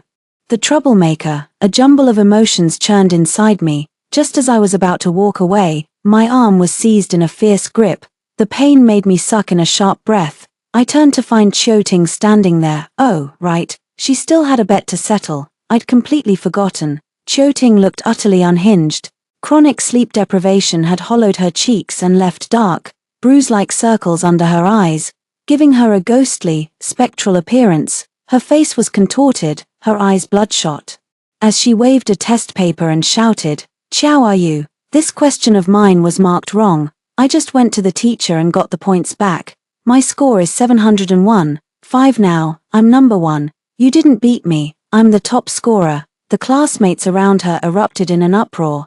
This famous bet was practically known to everyone in the school. By now, everyone had crowded around the entrance to watch the commotion, completely blocking the school gate. How about that? She glared at me viciously, her nails digging almost into my flesh. Trash will always be trash. The curve of her mouth was exaggerated and twisted. You'll never beat me. The onlookers, caught off guard by this turn of events, gathered around us and whispered, well, it is Chiu Ting after all. She's always been number 1. She really does have the skills. What a shame. Just 0.5 points short. Chow Are-you did incredibly well, but the time was just too tight. The voices around me were a chaotic din. Some cheering for Chiu Ting, others feeling sorry for me. I wrenched my hand away violently, sending Chiu Ting stumbling backward. Chow Are-you? Say it. Admit you're worthless right now. Say it. You lost the bet. Now pay up. Don't make me lose all respect for you. Qiu Ting lunged at me again. But I sidestepped her and shrugged my backpack off my shoulders, thinking I was about to fulfill our bet. Qiu Ting's eyes lit up with excitement. She immediately pulled out her phone and started filming me. How malicious, she actually wants to record this whole thing. Well, I guess I don't need to feel sorry for her anymore. I slowly unzipped my bag, pulled out a test paper, and unfolded it for everyone to see. The original score of 95 had been crossed out and replaced with a 100. I smiled, looking Qiu Ting straight in the eye, and said, "Sorry, but I found those 5 points too. My score should be 706. Go on, admit you're not as good as me, and you owe me an apology." I threw her own words right back at her. "Qiu Ting, you made the bet, now pay up, don't make me lose respect for you." The color visibly drained from Qiu Ting's face, the furious blush giving way to a deathly pallor, her face ashen. She stammered, "No way, this can't be, I'm number one, I'm number one." The entire hall erupted in an uproar. In that instant, nearly everyone gasped in shock. The place instantly exploded into chaos, with everyone talking at once, most of it mocking Qiu Ting. Watching them accuse Qiu Ting, I suddenly felt a wave of disorientation. Back when I challenged her, everyone said I was talking nonsense. It was as if everything had been turned upside down. Qiu Ting stood there, utterly devastated. Her legs gave way, and she slumped against a classmate beside her. Perhaps feeling embarrassed, the little hanger-on who had been following her all along gave her a shove and vanished into the crowd.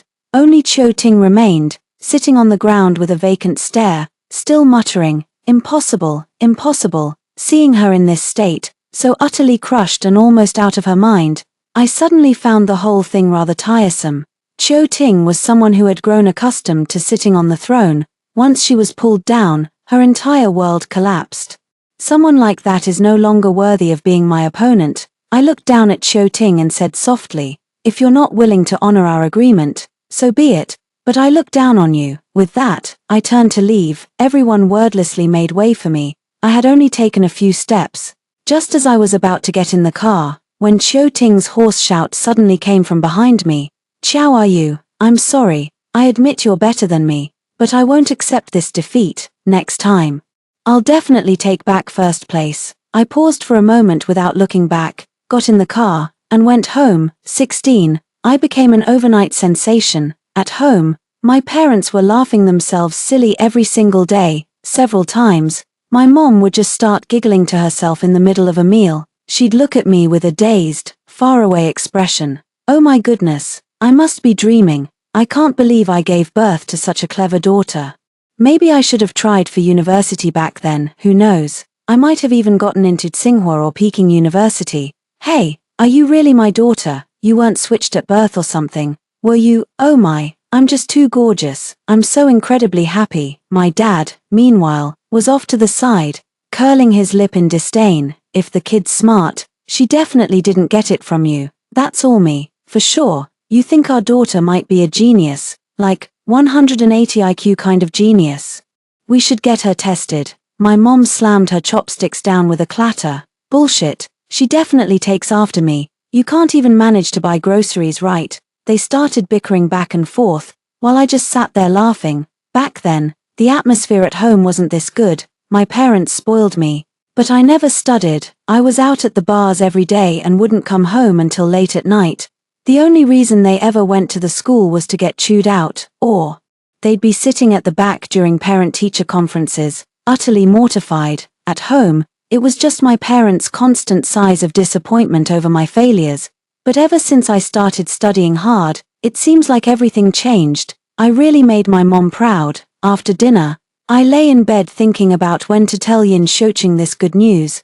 The reason I was able to achieve this result is, aside from my own hard work, largely thanks to Yin Shoqing. I know that without him, I could have studied myself to death and still never made this much progress. As a true genius, he taught me not just knowledge, but how to learn. These are things no amount of money can buy. I closed my eyes and pressed my arm against my face. Every single moment from the past flashed before my eyes. It was so hard, unbelievably hard. Honestly, I don't even know how I made it through that time. If I had to do it all over again, I'm not sure I'd have the courage to burn my boats like that. People only see the glamour, the fact that I reached the top at an unbelievable speed, but they never saw the sleepless nights, the days of uncertainty, the nightmares that jolted me awake. I haven't taken a single nap since, rain or shine, school day or holiday. I survive on just 5 hours of sleep. In the beginning, it was truly grueling. I felt completely hollowed out. Countless times, I thought about giving up, about taking a break, about just resting for a while. But in the end, I gritted my teeth and pushed through every single time. Behind the so-called miracle lies my endless days and nights of tears and sweat. The bitterness within it is something only I can truly understand. Just as my eyes began to sting, the door was suddenly knocked. I sat up and saw it was Yin Xiuqing, dressed in black. He leaned against the doorframe with his arms crossed. For once, there was no sneer or mockery on his face, just a genuine, earnest smile. Hey, his eyes were full of mirth. A faint smile playing on his rosy lips. I heard you got first place. Congratulations. My heart started pounding wildly. I sprang up from the bed like a carp leaping from water and grabbed him, exclaiming excitedly, I scored 706, I'm number one, am I amazing or what? I never used to share my joys with anyone, but now I realize, he's the only one I truly want to share my happiness with. Yes, yes, yes, Yin Xiuqing laughed, playfully tugging at my cheeks. Seems you're not a complete idiot after all, no need for a checkup. He was pulling at me so much I could barely speak clearly. So I just dragged him over to the desk and showed him my test papers. One by one, I told him how tough the last problem was and how I finally managed to solve it. I explained to him that Xiu Ting only lost to me because she got this particular question wrong. I also told him that I'd figured it out. From now on, I'm studying for my own sake. Yin Xiuqing didn't interrupt me. He just rested his head on his hand, smiled at me with his face turned slightly, and kept nodding. By the end, my mouth was parched, and I looked at him with shining eyes. Mr. Yin, what will we study next semester? Yin Xiuqing, however, fell silent. After a long moment, he reached out and ruffled my hair. You have graduated from my tutelage. Your master can rest easy now. You don't seriously expect me to be your private tutor forever, do you? I have classes to get back to, too. I was stunned. The words I was about to say got stuck in my throat, choking me. I looked at him, wanting to ask if he could please not go. It was all so sudden, but the words wouldn't come out. Right, I'd forgotten. Yin Xiuqing isn't my tutor. He's a master's and PhD candidate at Tsinghua. His future is dazzlingly bright, far more promising than my own. Tutoring me was just a fluke. Now he's going back to where he truly shines. I can't hold him back. Oh, that's so sudden. I forced a casual smile. Time really flies, doesn't it? Yin Xiuqing didn't say a word, just stared at me intently. His eyes were like obsidian, deep and shimmering. I could feel the heat rising in my cheeks along with the temperature in the room, and an awkward silence fell between us. Just as I was about to break the silence, Yin Xiuqing suddenly stood up. Outside the window, the streets were bustling with traffic, and the lights were dazzling. The night, laden with fantastical neon light, pressed in through the window. He leaned back against that vast expanse of night and smiled at me. Chiaru, I'll be waiting for you at Tsinghua. My eyes stung, and tears began to fall. Okay, I wiped away my tears. I'll come find you in a year, 17, by the time I returned to school. Everything had already been settled. I replaced Xiu Ting as the new top student. Jiang Shuhua stopped me right after school on the very first day. He hesitated for a long moment before murmuring quietly, I broke up with Xiu Ting. I was getting impatient. What are you trying to say? He gritted his teeth, wrestled with his words, and finally forced out a sentence. I'm sorry. I was in the wrong before. Ruru, do you think there's still a chance for us? I felt utterly disgusted and cut him off before he could even finish. Do you honestly think you're good enough for me? With that, I turned and walked away. Jiang Shuhua stood there, stunned. Even after I had left the school gates, I could still see him standing in the same spot.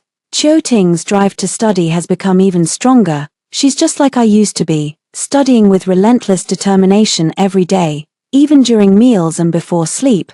But I've adopted a more relaxed mindset. I believe health comes first. After paying close attention in class, I only study until 11 p.m. before going straight to bed. Getting enough sleep is essential for maintaining a healthy body. Xiu Ting was obsessed with surpassing me, but I kept her thoroughly outmatched. Maybe she had backed herself into a corner. She didn't seem as sharp as before. The look in her eyes when she watched me grew more and more twisted.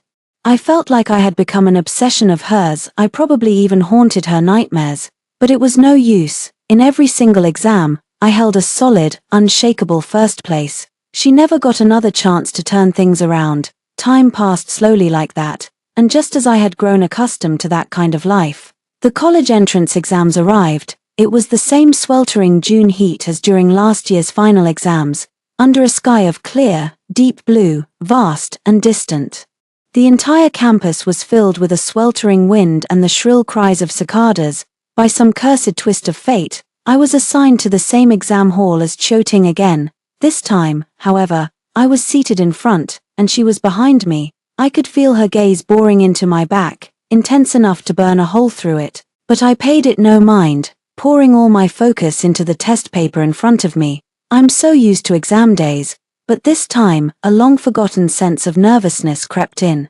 Time ticked by minute, and 5 minutes later, the bell rang. The world fell into a deep silence, broken only by the soft rustle of pens on paper. The National College Entrance Examination had begun. Looking back on the college entrance exams now, my memories feel a bit hazy. Those 3 days felt as long as 3 years, yet passed in the blink of an eye. When I put down my pen after the final subject, I was overcome with an indescribable feeling. With those 3 years of high school, my youth came to a dramatic and definitive close. Yet, I changed myself and turned my life around. Now, I truly have the power to choose my own path. After that exam, I finally let loose and had some real fun. I didn't even try to estimate my score. I completely put studying out of my mind. For the past year and a half, I haven't relaxed my studies for a single day. I was in a constant state of tension. Now that I don't need to study anymore, at first, I was actually taken aback when I woke up in the morning, feeling a bit empty. But I quickly adapted to this new rhythm of life. I slept in until 11 in the morning and stayed up late playing games at night. This time, my parents didn't scold me, and I felt no guilt while playing. I made it to the king rank in just one summer. My mom bought me thousands of yuan worth of in-game skins as a reward and even took me on a trip abroad. I went completely wild, like a dog off its leash, and almost forgot all about the exam results coming out. When the results came out, I didn't even have a chance to check them myself. My homeroom teacher was the one who told me my score, over the phone. His voice cracked with excitement as he told me, "Qiao, are you're the provincial top scorer. 729 points. I was stunned, my mind going completely blank. Provincial top scorer, 729 points. In that moment, I didn't feel happy at all. Instead, I was just thinking. I still scored 10 points less than Yin Xiuqing. How on earth is his brain wired? Damn, is he an alien or something? The homeroom teacher's loud voice snapped me out of my wandering thoughts. "Qiao, are you must choose your university applications carefully. When you're back at school, I'll help you go over them, okay? Peking University and Tsinghua are sure to call you. Oh, and maybe even the University of Hong Kong will reach out." What a dilemma, should it be Peking University or Tsinghua? I smiled faintly and said softly, "Teacher, I'm going to Tsinghua, 18. On the way back, a banner had already been hung across the school gate. It read, "Congratulations to our Class 1, Senior 3 student Qiao Yu for becoming the National College Entrance Exam top scorer." A crowd of parents and students below were looking up, pointing at the banner and murmuring in admiration. "Whose child is that? That's absolutely incredible. Qiao Yu, that name sounds so familiar. Wasn't she the top student in the grade before?" I put on my hat and squeezed through the crowd from the side, intending to show my admission letter to the teachers. When I arrived at the office, all the teachers were there, each with a beaming smile on their face, looking at me as if I were a giant panda. The math teacher poured me a cup of tea and said affectionately, "You must be hot, have some water." I handed over the admission letter, and they took it one by one, murmuring their admiration.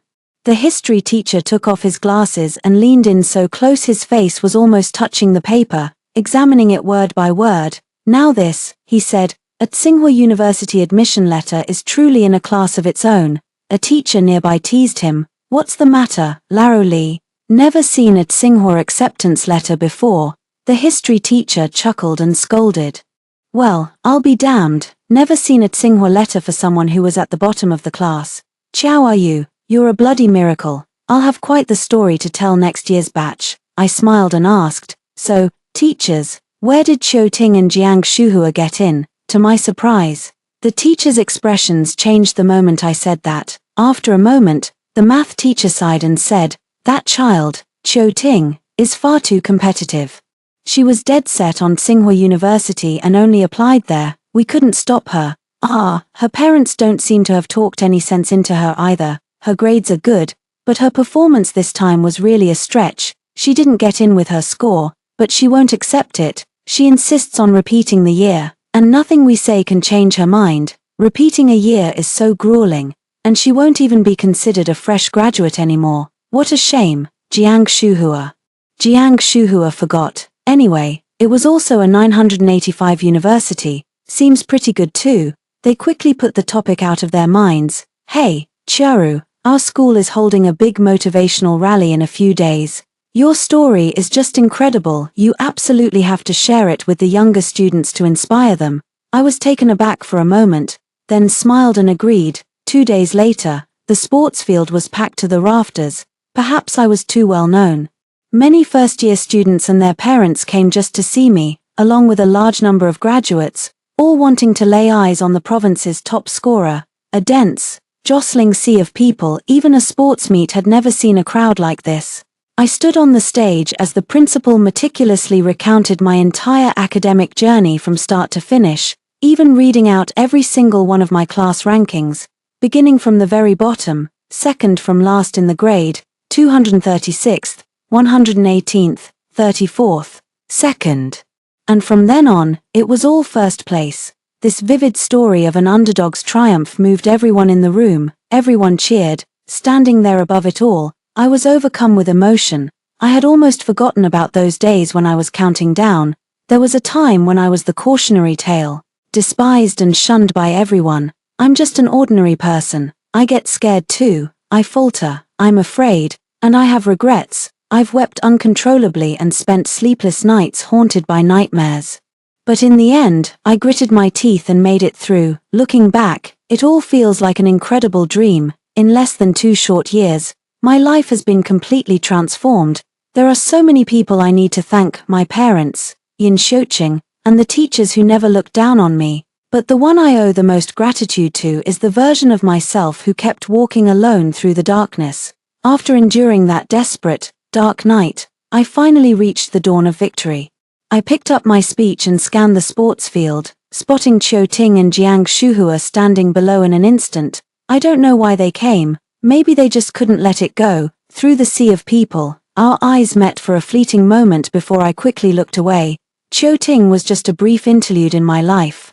Perhaps I should even be grateful for that interlude. Without that period of agonizing humiliation, there would have been no subsequent drive to better myself. But now, I don't even give them a second thought. I left them in the dust long ago. The summer sun was blinding, yet not a single person left the sports field. I unfolded my notes and briefly shared my personal journey and study methods. Finally, gazing at the sea of faces in the audience, I said solemnly, "Classmates, I hope you understand that while studying isn't everything, it can provide us with opportunities and choices. We don't want to spend our lives merely being chosen. Walking a path we have no say in. Learning is what allows us to knock on higher doors. Only then," I said into the microphone, "do we gain the right to choose our own lives." After a moment of profound silence, the room erupted into thunderous applause. I looked at the distant sky and smiled a smile of quiet relief. 18. I didn't hear from Qiu Ting again until the summer after my freshman year. Tsinghua was filled with the top students from across the country, and the academic atmosphere was on a completely different level from before. My days were busy and fulfilling. By chance, some high school classmates brought up Qiu Ting in the group chat. They said that after repeating her final year, Qiu Ting's mental state had worsened, and she still didn't get into Tsinghua University. However, Tsinghua had become her obsession. She wanted to repeat the year again, but her parents forced her to submit her college applications. It's actually a good university she got into, but her dream will never come true now. They were sighing and lamenting in the group chat. Some still remembered our past dispute and specifically tagged me, asking for my take on it. I didn't reply, just feeling a complex mix of emotions inside. Just as I was lost in thought, I suddenly bumped into someone right in front of me, rubbing my head. I looked up and was about to speak when Yin Xiu Cheng shoved a cup of bubble tea into my hand. "What are you daydreaming about? You're not even watching where you're going." With that, he took my hand and started walking, saying as we went, "I have a meeting this afternoon. How about we grab some bullfrog later? That place you love." It was a perfect August day, with the sun shining brightly. Story 2. The young master of the wealthy family once forced an airplane to stop for me, and I once disappeared for 3 years while pregnant. We got married. 9 years later, a younger and more beautiful girl appeared by the young master's side. She was lively and bold, and she also accompanied him to do all kinds of adventurous things. As for me, I had become a housewife, only able to stare at my daughter and forbid her from eating junk food. The young master said disappointedly, "Sherry, you've lost your vitality." My daughter also disliked me. "Aunt Tracy is smart, beautiful, and can earn money. What about you? You can only rely on my dad." The next day, I took my ID card and got a divorce from the young master. They might have forgotten, at the age of 22, I was brave enough to jump from a cliff into the deep sea in order to leave. At the age of 35, I still don't lack the courage to start all over again. Hello, everyone, welcome to my channel. Subscribe us to read wonderful novels every day. Now the story begins. He City is adjacent to the capital city. It used to be a heavy industrial city, but now it has declined, in a computer company in He City. I pushed open the glass door. The girl at the front desk was browsing Douyin, and the sound was turned on. The young master Anthony is divorced. This couple is simply like a novel template. The ex-wife is a graduate of Peking University. Due to the opposition from the family, there was a heart-wrenching love story of him chasing and her running away. And she couldn't escape even with wings. It is rumored that the U-8420 flight grounding incident that caused a great stir back then was because the young master stopped the flight route in order to pursue his wife. Who would have thought that they would get divorced now? Indeed, marriages across social classes are very difficult. The girl at the front desk was focused on watching with her head down and didn't notice my arrival, so I accompanied her and listened to the whole 3-minute video. It was like looking back on the first half of my life. The girl finally saw me and nervously turned off the sound. "Ah, I'm sorry, are you here for an interview?" "Yes, I made an appointment with the general manager at 10 o'clock for an interview as an algorithm engineer." The girl suddenly understood. "Oh, okay. Please fill out this information form." Associating with the video just now, the girl's eyes lit up. "The general manager said that you are also a graduate of Peking University. Have you ever met Anthony's wife?" Anthony's wife seems to be called.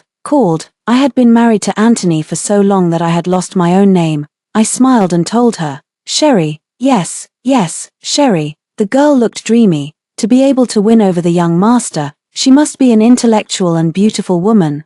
A beautiful woman. I twitched the corners of my mouth, but my daughter had just disliked the fat on my waist last week, saying that I didn't have the slender figure of an 18-year-old girl.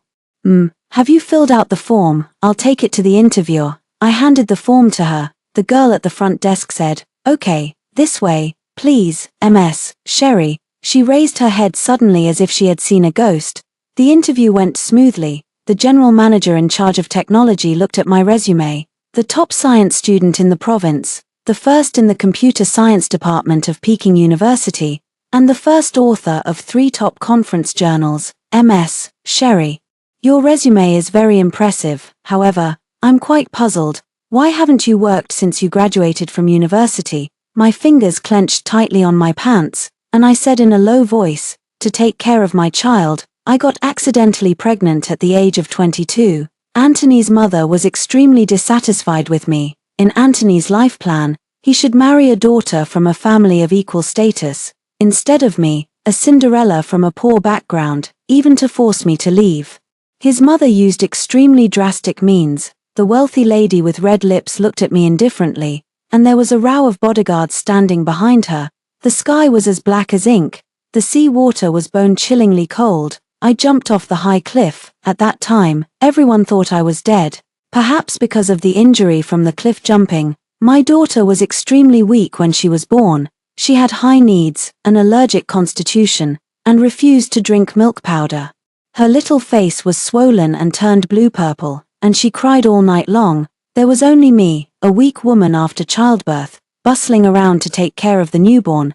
The general manager understood. Ms. Sherry, you have been out of the workforce for too long. You can only start as a grassroots employee. Is that okay? I nodded without hesitation. Okay. The general manager stood up and shook my hand. Then welcome to join us. I shook his hand in return. And my heart suddenly started beating. It was beating as violently as when I learned that I had been admitted to Peking University. It was like taking the second step in my life. The next day, I walked into the company, and the general manager looked at me with an apologetic expression. Sorry, your offer has been cancelled. I was stunned. Why? He swallowed and carefully pointed in a direction. Our company has just been acquired, and the new president said that you can't be hired. I looked in the direction he pointed. The sunlight shone through the blinds, casting a golden edge on the man sitting in the leather-bossed chair. He was tall, wearing a high-end custom-made suit, under the smoky grey trousers. His ankles were wrapped in black socks. The leather chair slowly turned around. He had a straight nose, thin lips, a superior brow bone, and deep facial features. The only accessory on him was the watch on his wrist bone, which cost 8 figures. His noble aura was self-evident. The man suppressed his anger and said in a deep voice, Sherry, have you had enough of this? Our daughter is waiting for you to go back. His gaze swept over the yellowed walls of the company and the old water dispenser, and a mocking smile appeared in his eyes. Can you earn $6,000 a month here? I'm very busy and don't have time to play these tricks with you. I raised my eyes and looked at this man who I had been entangled with from the age of 20 to my 30s, and suddenly felt it was ridiculous. I heard myself say softly, what should I go back for?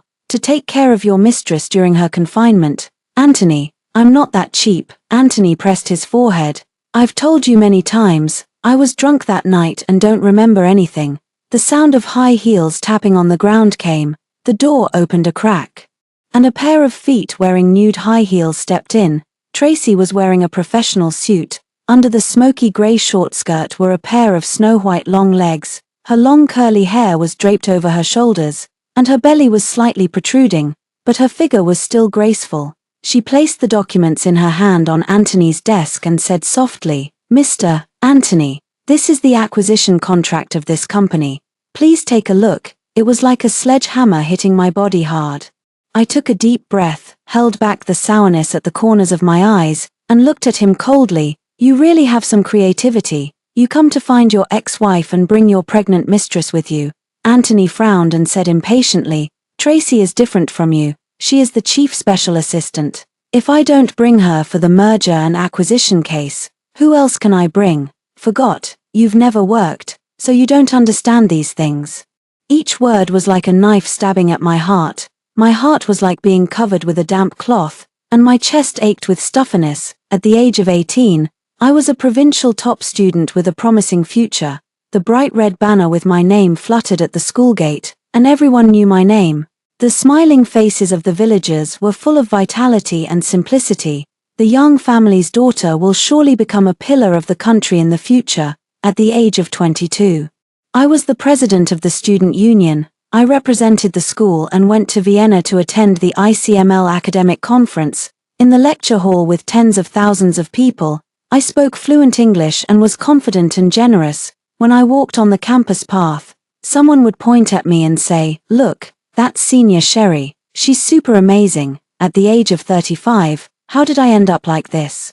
Tracy raised her head, her young and beautiful face looked at me, and her voice was gentle. Sister Sherry, don't blame Mr. Anthony. It was the company's annual meeting that day. Mr. Anthony and I were both drunk. I originally planned to have an abortion, but the old lady accidentally found out and took me for a checkup. It turned out to be a boy, so I decided to keep it. She stroked her belly and showed a smile. You know, the old lady has always wanted Mr. Anthony to have another son.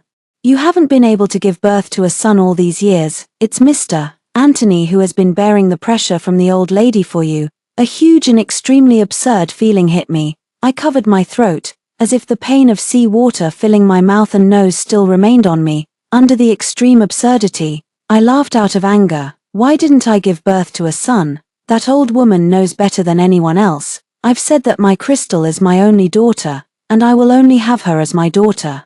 Whatever. Anthony stood up. At 188 meters tall, he was a head taller than me, standing in front of me. His shadow completely enveloped me. Anthony's face was as gloomy as the continuous rain outside the window. When you were 20, this was called being a bit playful and charming. But at the age of 30, it's no longer cute, it's stupid, he said word by word. Sherry, think it through yourself. After that, I applied to 7 or 8 more companies. Without exception, Anthony ruined all of them. The direction of my major is in line with technology companies, and Anthony's family has great influence in the technology field. He even spread the word that if any company dares to hire me, they won't be invited to the next year's technology summit. Once this statement was made, the companies avoided me even more. Even as soon as the name Sherry was mentioned, the HR would hang up on me without hesitation. Anthony called and said in a condescending tone, "Is your money almost running out? Come back and apologize to me." I clenched my palm tightly, and my nails left several deep crescent marks on my palm. I replied with 3 words, "Impossible." After getting married, Anthony gave me a credit card with no limit on overdrafts. I could use this card to buy jewelry, accessories, and luxury brand handbags, but I couldn't take away any cash. This marriage, this family, it was like a cage made of pure gold, gorgeous, hard, and envied by everyone, but it also made me feel breathless. The next day, I stood in front of a cleaning company. The hourly wage is $30, working 10 hours a day, and the salary is paid daily. The cleaning location is not fixed, depending on the customer's arrangement. The aunt with small curls placed the work uniform in front of me and looked me up and down critically. "Can you intellectuals do physical work?" I took the work uniform and smiled. "Don't look down on me, I'm very good at it. My parents passed away when I was 13 years old. In order to survive and have money to continue my studies, I worked as a waitress in a restaurant in the town, washed cars in an auto repair shop, and sold clothes in a clothing store. After being with Anthony, many people told me, "Sherry, you and Anthony are not from the same circle." I knew that. He had gone on a hunting trip in Africa and seen the aurora in Antarctica. Wherever he wanted to go, in order to welcome his arrival, the place would hang up a sign saying closed to the public. As for me, before the age of 18, I had never left my small hometown county. This marriage of more than 10 years made me mistakenly think that I could walk side by side with him. Just like in every novel, we would finally have a happy ending. But the story ended, and life went on. It was about daily necessities, trivial matters. It was about the casual condescension and the loss of the right to speak brought about by the different social classes. It was like a thin layer of sand between me and Anthony. At first, it was just a slight friction against the skin, making people feel a little uncomfortable. As time passed, this thin layer of sand became the most tormenting thing. It rubbed against the flesh inch by inch, invisible, countless, and impossible to wipe away. I changed into the work uniform of the cleaning company and looked at the woman in the mirror who had no makeup and no jewelry. She used to wear the most exquisite makeup, a high-end Dior dress of the current season, hold a champagne glass, with a fragrant dress and a smiling face. Whether I was Anthony's wife or a cleaner, people have to survive first before they can talk about dignity. In the second week of my employment, I was assigned to an art exhibition hall. There was an exhibition that day, and the art gallery specifically asked our company to provide cleaning services. Working with me was a young boy. He had a dark complexion, was very thin, and looked malnourished, but his eyes were extremely black and bright, like the stars in the sky. I asked, "How old are you?" 16. I smiled. "Impossible. My daughter is 12 years old. Judging by your appearance, you're at most 13 years old." The little boy raised his eyes in a panic. "Please don't report me." I gently shook my head. "I won't. Whose 13-year-old days aren't difficult." The little boy let out a sigh of relief and gave me a shy smile. For the next 2 hours, he stayed with me all the time. A young boy had endless energy. "This iron bucket is too heavy. Let me carry it for you. I'll hold the chair for you. Don't fall when you stand on it." I handed him a tissue. "Wipe the sweat." "What's your name?" "Nathan." Nathan gave me a shy smile, raised his little face, and said carefully, "Auntie, can't you see with your left eye?" I was taken aback. "How did you find out?" For so many years, even my husband and daughter hadn't noticed. The little boy gestured at the distance between the paintings. "When you look at things, the distance is not accurate."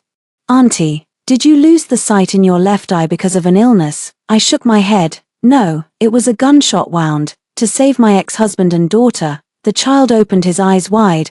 "Then your ex-husband and daughter must have been very touched." "Right, 3 days before the wedding, I tried to raise the corners of my mouth, but found that I couldn't lift them up no matter what, and my face only maintained a funny expression. They don't remember this matter." I touched the artificial eye on my left side, and a wave of bitterness welled up in my heart. They were clearly the two people who should be closest to me, the scars on my heart and the scars on my body, but they knew nothing about them. "Auntie, don't cry." Nathan stood in front of me at a loss, and his small black hand wiped away my tears. Was I crying? Nathan puffed out his cheeks. "They were too careless. It's their fault. From now on, I'll help Auntie carry things. I'll help Auntie measure distances, and I'll be Auntie's eyes. If anyone dares to bully Auntie, I'll fight back for you." The sincere and innocent words made my heart feel warm and comfortable. The corners of my mouth finally turned up. "Okay, it's a deal. From now on, you will be my eyes. Let's pinky promise, and don't go back on your word." The little boy showed a shy smile on his dark face, hooked his little finger with mine, and shook it. "Okay, pinky promise, and we can't change it for 100 years. The exhibition hall hadn't opened to the public officially yet. Only a very small number of people who held special invitations could enter in advance today. Nathan and I held cloth towels and carefully wiped the dust off the picture frames. Not far away, a soft female voice came. "Crystal, this is a work by the famous oil painter Mr. Tobias. If you like it, shall I buy it for you?" "Dear." When I heard the familiar name, I suddenly froze in place. I saw my daughter, Crystal. Crystal was wearing a princess dress. The layers of tulle skirt were like blooming flowers, and there was a hairpin set with an 8-carat diamond in her hair. She was arm in arm with Tracy, very intimate. "Thank you, Aunt Tracy. We already have 3 works by Mr. Tobias at home. This time, I'd like to take a look at some realistic paintings more." Next to her, there were 3 or 4 children of the same age, who were Crystal's friends, also the daughters and sons of wealthy families. It was as if they had known I would be here. Tracy raised her head, met my eyes, and showed a malicious smile. The next second, she raised her voice and pointed at the oil painting behind me, saying, "Crystal, what do you think of that painting?" My heart suddenly rose. Subconsciously, I wanted to cover my face with my hands. I never thought it was embarrassing to do physical work, but in front of Crystal and her friends, I wanted to retain a bit of dignity for myself. "Don't look at me. Don't look at me. Don't let my daughter see her mother in such an embarrassing state." The gods didn't hear my prayer. It was like a slow-motion scene in a movie. Crystal turned her head inch by inch and looked at me. Tracy covered her mouth and said with an exaggerated and affected expression, "Crystal, that cleaner looks so much like your mother." Crystal's eyes calmly swept over my cleaning uniform and the rag in my hand. She didn't stop for even a second. Crystal turned her head away and said without hesitation, "That's not my mother." I said, "My mother is already dead." A thunderclap seemed to explode in my ears. I felt dizzy and almost couldn't stand steadily. My palm was scratched by the sharp iron sheet of the table frame, and a bloodstain immediately appeared. Tracy smiled. She pinched Crystal's soft face and said with a smile, "Then what kind of new mother does little Crystal want?" Crystal hugged Tracy, pressed her small face against Tracy's chest, and coquettishly said, "Of course, I want a mother like Aunt Tracy. She's smart, beautiful, and will play with me." It was as if a hand had lifted my heart and kneaded it repeatedly. It was also like throwing my heart into a frying pan. The excruciating pain in my heart made me not even feel the pain in my palm.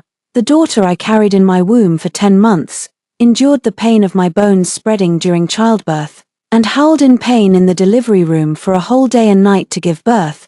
The daughter I held in my arms, endured the pain of cracked nipples, and fed with my blood and milk to raise. The daughter I stayed up all night for, held in my arms, and gently hummed a lullaby to coax to sleep. She cursed me to die, hugged another woman, and called her mother intimately. A small dark figure rushed in front of Crystal like a small whirlwind.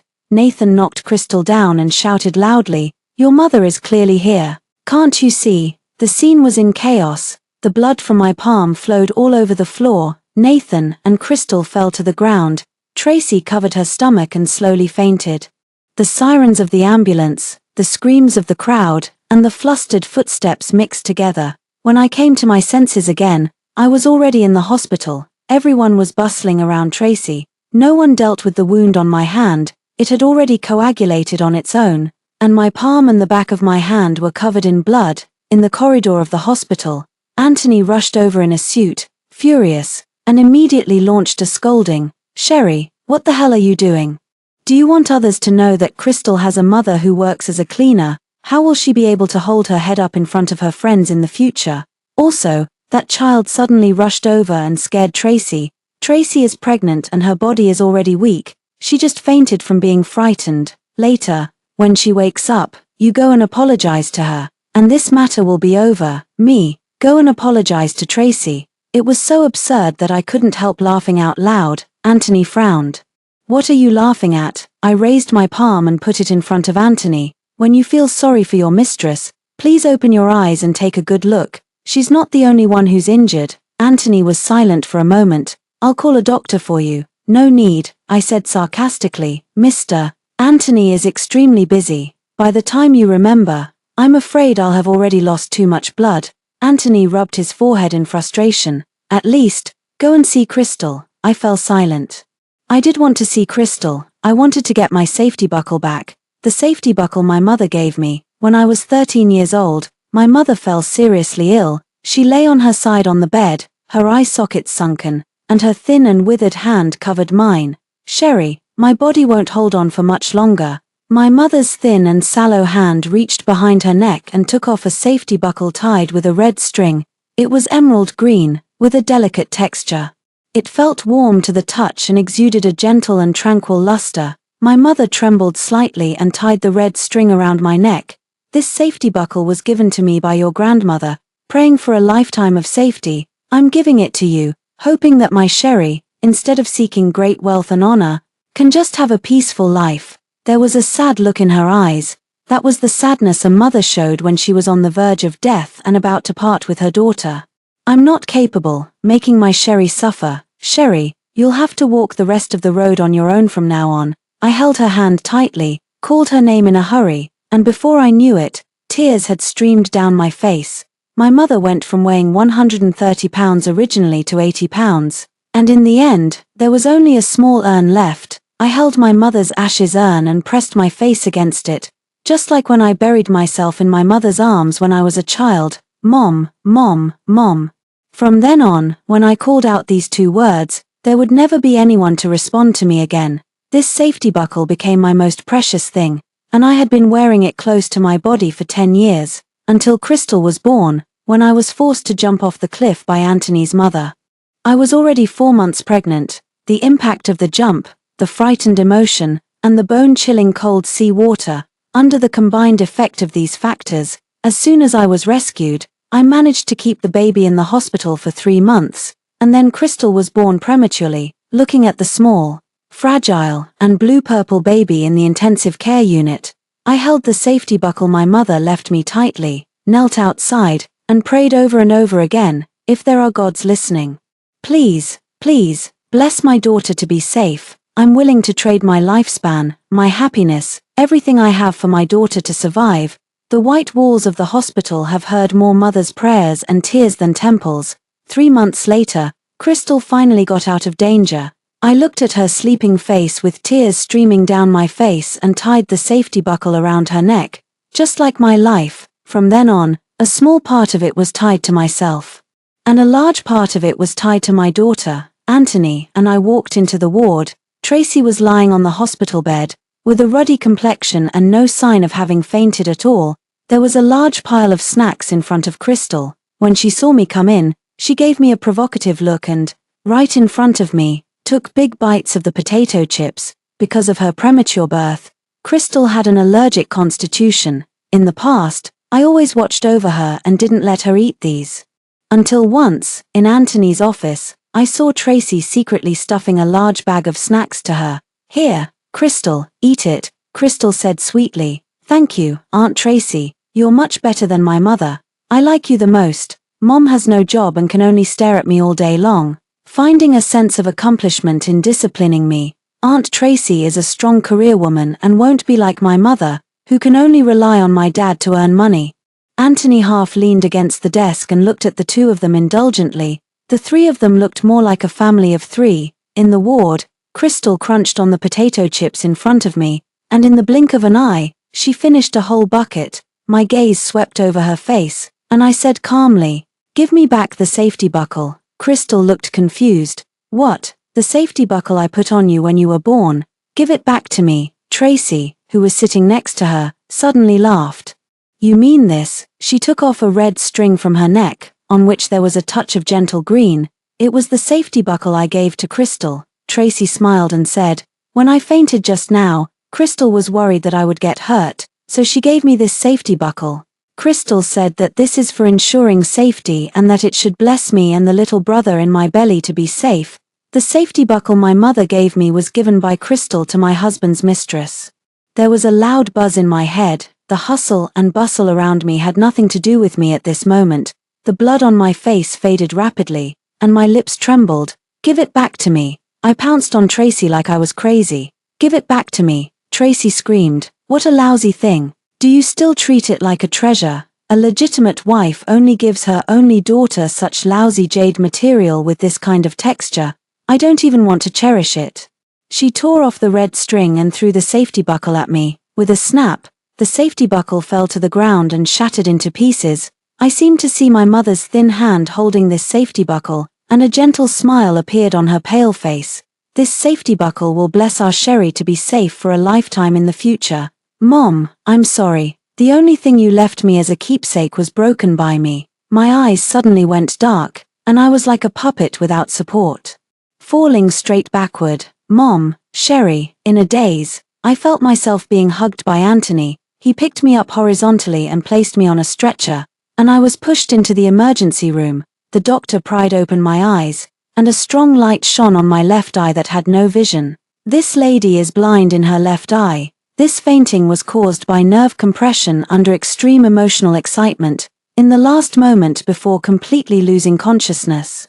I heard Anthony's extremely anxious voice. "Why is her left eye blind?" My eyes went dark, and I completely fainted. I clearly realized that I was dreaming, because I actually saw Sherry at the age of 22, the waves crashed against the rocks, the sky was pitch black, with only a few stars twinkling. Sherry at the age of 22 stood on the edge of the cliff, wearing a thin dress. The sea breeze blew up the hem of her skirt, like a seagull spreading its wings. She raised her head and smiled gently at me. "You're here." I walked up to her side, looked at her young and bright face, and before I knew it, tears streamed down my face. "I'm sorry. I let you down. I'm sorry." Sherry at the age of 35 let you down. She didn't become a pillar of the country. Nor did she become an extremely amazing senior. She didn't pursue advanced studies in her major, didn't have a job, and became a woman abandoned by her husband and daughter. She couldn't even keep her mother's keepsake. "I'm sorry." She became a weak, tired, and unsuccessful adult. Is my life also like that safety buckle? With a snap, it shattered and could never be mended again. No. Sherry at the age of 22 smiled at me, more dazzling than the spring light in April. "You've done a great job." She seemed to be talking to me and also to herself. "You've walked such a long way on your own. You're amazing and great. Thank you. You've worked hard," she said slowly, seriously, and clearly word by word. "Do you remember who saved you that night after you jumped off the cliff? It was you yourself. You were so weak at that time. In the icy sea water, you clung to a wooden board. You drifted with the waves all night long, and finally, the next day, you were saved by the passing fisherman. Sherry, no matter how old you are, you're still the same you. You can always rely on yourself and do things that others can't." Sherry at the age of 22 walked up to me and hugged me. Her long hair fell on my shoulders, and she stroked my back gently. She said, "There's no one to pull you out of the abyss. You are that person. So, don't be afraid. Don't be afraid of having nothing. The past you will accompany you, the pain you've experienced, the sweat and tears you've shed, the knowledge you've learned, and the roads you've walked will accompany you. You will always have yourself. All the grievances, bitterness, pain, and hardships of these years burst out at once. The tears fell into my mouth, tasting salty. I buried my face in her neck and sobbed uncontrollably. In the silent night sky, the stars blinked their eyes, watching the young girl and the woman embracing each other. Don't be afraid of the wind, frost, snow, and rain. Don't be afraid of the confused road ahead, because I will, again and again, thousands of times, without hesitation, save myself from the hardships of this world. It was like having a very long dream. It was also like finally waking up from a dream. When I woke up, the pillow had already been soaked by my tears. The unique smell of disinfectant in the hospital filled my nostrils. I moved a little, and Anthony, who had been pretending to be asleep, woke up with a start at once. "Sherry, you're awake. How do you feel? Is there anywhere you feel uncomfortable?"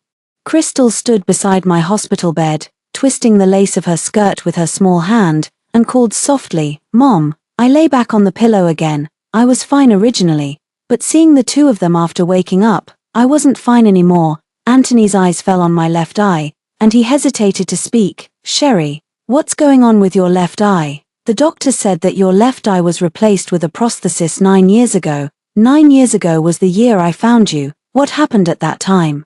He looked at me in a panic, as if he wanted an answer, yet also afraid of getting an answer. "Sherry, did I forget something important?" I lay on the hospital bed, looking up at the liquid in the drip bottle, which flowed into my body bit by bit through the infusion tube. It was like the memories of 9 years ago flowing back into my body little by little. After I faked my death by jumping off the cliff, Anthony didn't give up looking for me. He didn't believe that I was dead.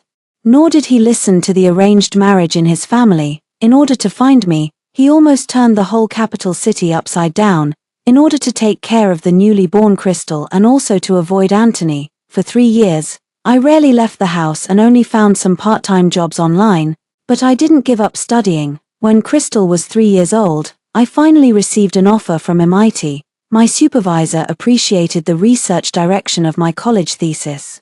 The scholarship provided could cover the tuition fees and living expenses, and there was even a slight surplus, which could support Crystal. My heart started beating again. A week later, I boarded a plane to the United States. The plane traced a path in the blue sky, and the white clouds stretched around me. I looked at the houses below that were getting smaller and smaller through the airplane window.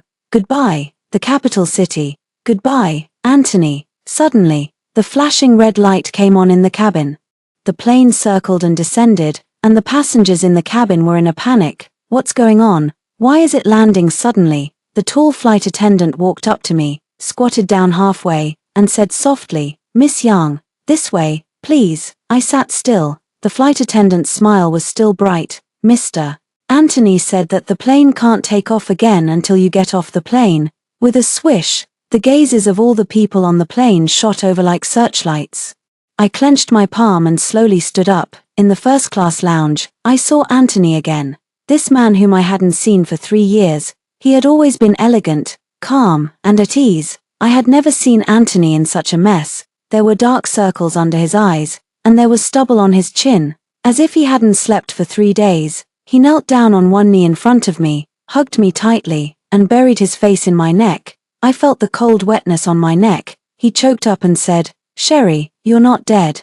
"That's great, you're not dead. I've never given up looking for you in these 3 years. As long as the search and rescue team under that cliff didn't find your remains, I wouldn't give up. Do you know how I felt when I found out your passport information? I finally found you. You also have a daughter with you, right?"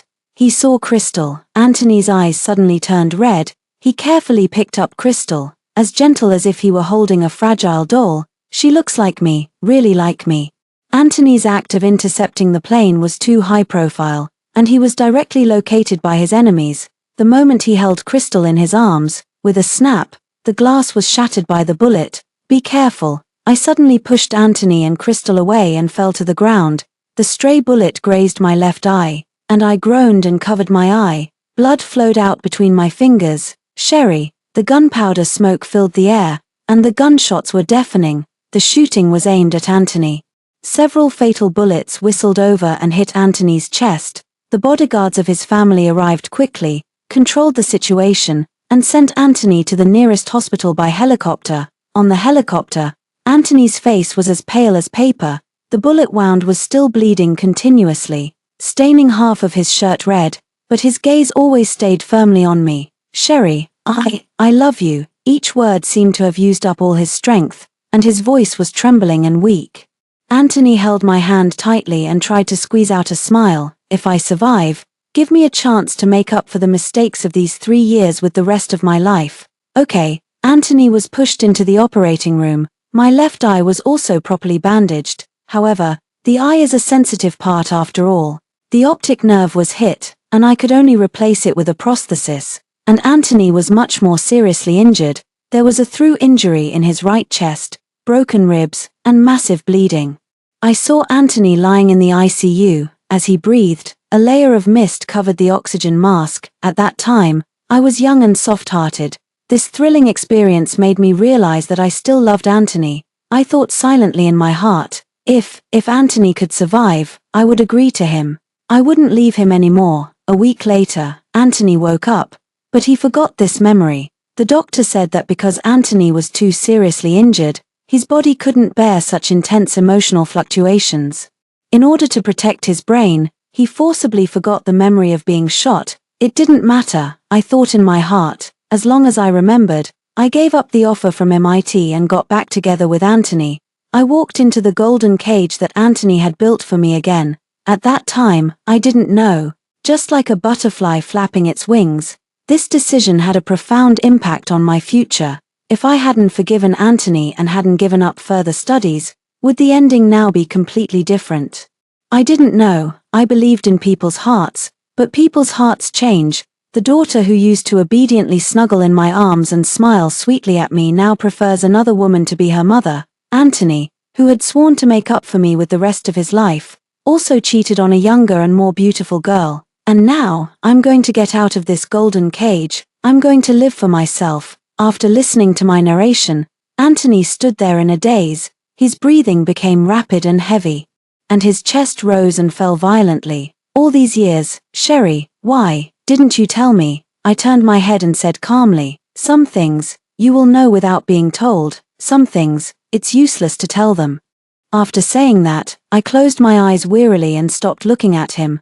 The sunlight climbed up the window lattice grid by grid, but it couldn't reach me and Anthony. Anthony bent over. His body seemed to be crushed by an invisible heavy pressure, and he buried his face in his hands. After a long time, his shoulders twitched, and he let out a suppressed sob. From that day on, Anthony and Crystal seemed like two different people. Anthony moved his desk to my hospital room. During the day, he sat on that hard and uncomfortable chair and held meetings with his subordinates in various languages. At night, he would wake up every few hours, tuck in my quilt, and carefully check if I had a fever. He even made health porridge and then carefully brought it to my mouth, asking me how it tasted. It's said that there's no filial son in front of a long-term sickbed. I even suspected that Anthony wanted to be my son. After I was hospitalized, no one controlled Crystal's diet restrictions anymore. She ate junk food without any scruples and, as expected, had an allergic reaction. Her snow-white little face swelled up like a pig's head. Crystal couldn't control her hands, because it was too itchy. She kept scratching her cheeks. Even after recovering, there would be scars on her face. She came to me crying, "Mom, I was wrong. I should have listened to you and not eaten these things. I won't listen to Aunt Tracy either. I'll listen to you from now on." In the past, I would immediately hold her in my arms and comfort her tenderly, but now, I just looked at her pig-like face and found it funny. It's so ugly. Cover it up quickly. Don't scare others. I'm myself first before being anyone's wife or mother. Time passed quickly. 3 weeks later, it was my birthday. Anthony prepared a cake for me. The light of the candles flickered in the hospital room filled with the smell of disinfectant.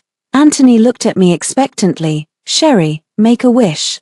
I put my hands together, made a wish silently in my heart, and then gently blew out the candles. Crystal looked at me eagerly. "Mom, is your wish related to me and Dad?" She knew that in the past, my birthday wishes were always for her to be safe all her life and for Anthony to have a smooth life. There was never anything about myself. It's related. Crystal's eyes lit up with excitement. Anthony also held his breath, and his gaze fell on my face. My voice was calm. My wish is that I hope Anthony and Crystal, the big one and the small one, can be packed together and get out of my world. The air around seemed to freeze. Crystal stared at me blankly and burst into loud sobs with a wow. Anthony twitched the corner of his mouth, trying to show a smile, but it looked uglier than crying. Sherry, don't make such jokes on your birthday. I looked at him calmly. I'm not joking, Anthony. The fate between each person has a certain limit. You and I were never on the same path. That shooting forcibly tied the red thread between us for another 9 years. But this thread is too light and thin to withstand the wear and tear of these years. Anthony, the fate between you and me has come to an end. Save some dignity as an adult and part on good terms. Time suddenly became quiet. Anthony sat there in silence, like a silent statue, his hands clenched into fists, his knuckles turned white, and his veins bulged. He was silent for a long time and finally opened his mouth, but only uttered a few words. You won't forgive me anymore, will you? I nodded calmly, as if discussing the weather today. I won't forgive you anymore, and I don't love you anymore either. Anthony turned his face away, the lines on his face were tense, and in the depths of his eyes, it was like a silent lake. I vaguely saw a trace of tears flash in Anthony's eyes. Crystal finally realized that I didn't want her anymore. She grabbed my arm in a panic, her nails digging deeply into my skin, and cried loudly, I don't want to leave, I want Mom. She hurt me again. My hand covered her small hand. Then, one finger at a time, I pried her hand off my arm. Don't call me Mom anymore. I smiled faintly. I have a new child. If you call me like this, he will be jealous. Crystal was stunned. Who? Nathan walked up to me and leaned against me affectionately. The safety buckle around his neck had been repaired and was wrapped with gold inlaid jade. Nathan picked up the pieces of the safety buckle one by one from the ground and pieced them together bit by bit. He wore it around his neck preciously. The things that Crystal didn't cherish, someone cherished. The mother that Crystal didn't love, someone would love. Crystal's mouth opened wide, and she let out a heart-rending cry. She rushed over suddenly and beat Nathan fiercely, shouting non-stop. It's all because of you that Mom doesn't want me. It's all because of you. Her fists rained down on Nathan. I raised my arm and, without hesitation, protected Nathan behind me. I looked at her indifferently. Crystal, stop acting up. The way you're throwing a tantrum is really ugly. If you hit my son again, I'll call the police and have you arrested. On that day, Anthony carried Crystal, who had cried until she fainted, and left. Before leaving, Anthony looked at my face for a long, long time. After a long time, he finally opened his mouth, his voice extremely hoarse. I'm sorry, Sherry, I'm sorry for the hurt I caused you, and all of this had nothing to do with me anymore. A month later, I recovered from my injury. The first thing I did after being discharged from the hospital was to go through the adoption procedures for Nathan. The child followed me and changed his name to Claire. After the red ink pad was stamped, the child held the adoption certificate and giggled for a long time. I couldn't stand it anymore and flicked his head. If you keep laughing, your mouth will be crooked. Claire hugged me with a smile, buried his face in my arms, and kept calling me, Mom, Mom, Mom. I smiled and said, yes. From then on, I had one more person who loved me. I turned on the computer, deleted and revised for a month, and sent an email again to the MIT professor who had once given me an offer. I waited restlessly for half a month, and I no longer held out hope. The mailbox dinged. And a new email arrived, an email from MIT. The old professor said that he still remembered me and was willing to offer me another opportunity to study. I covered my face and let out a silent scream. My heart was pounding and beating rapidly in my chest. I did it. Sherry at the age of 35 pulled herself out of the abyss once again. The future is like a shining road, slowly unfolding in front of me. After 9 years, I took Claire and boarded a plane to the United States again. Before boarding the plane, I wrote a complete report letter with all the evil deeds Anthony's family had done over the years, along with the evidence, and sent it out. It can be regarded as putting an end to these years. In the unique humming sound of the aircraft cabin, I closed my eyes and fell asleep unconsciously. I had another dream. I dreamed of myself at the age of 18, holding the admission notice from Peking University and walking into the flashy and dazzling capital city. She had a ponytail, no makeup on her face, and was wearing old clothes that had been washed until they turned white. But she was so full of spirit. Looking at my younger self, I couldn't help but say with heartache, "You will have a really tough time in the next few years. You will jump into the sea, get shot, give birth to a child, and get divorced. You will taste all the pain of relationships and life. You will have nothing and be completely exhausted." The girl opened her eyes wide, and her ponytail swayed. "Ah, will it be very hard?" Just as I was about to say something, the girl took a step forward and smiled. "But you got through it and are doing well now, aren't you? If you can get through it, so can I. I want to experience the ups and downs of life on my own. Don't spoil it for me in advance."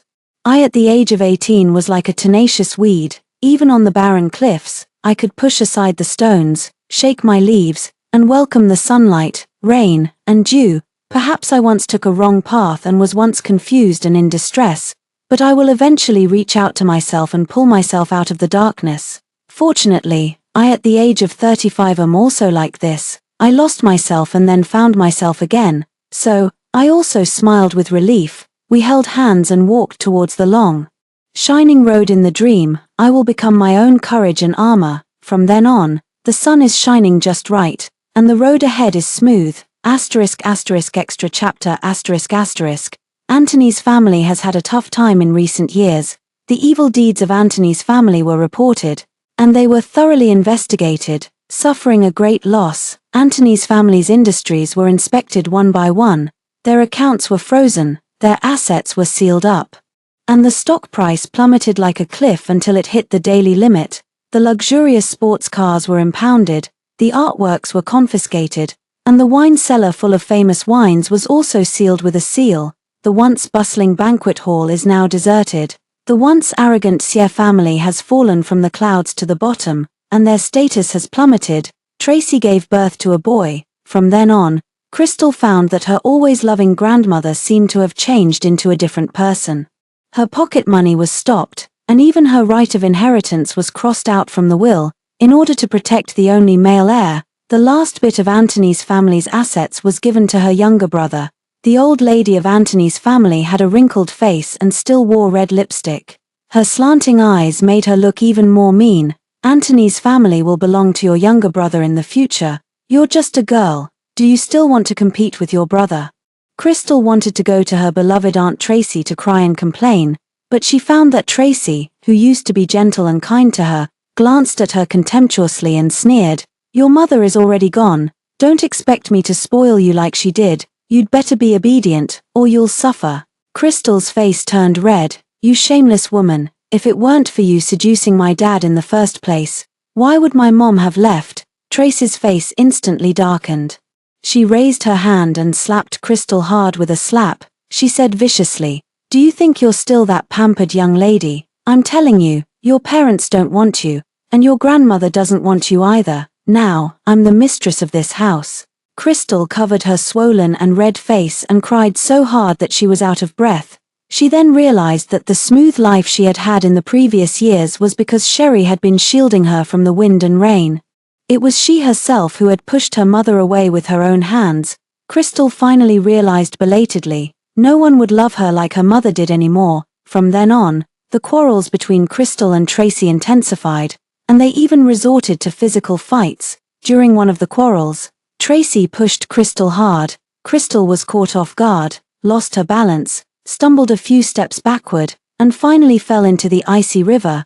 The river water instantly submerged her head. 3 days later, when Crystal was found, her body had swollen from being soaked in the water. The old lady of Antony's family held her beloved grandson and said indifferently to Tracy, "An eye for an eye. Anyway, you're not married to Antony. Leave Antony's family's grandson behind. As for the rest, let the law decide the sentence." Tracy laughed like a madwoman, and the muscles on her face were twisted and deformed. "Antony's family's grandson? What dream are you having? This is not your grandson at all."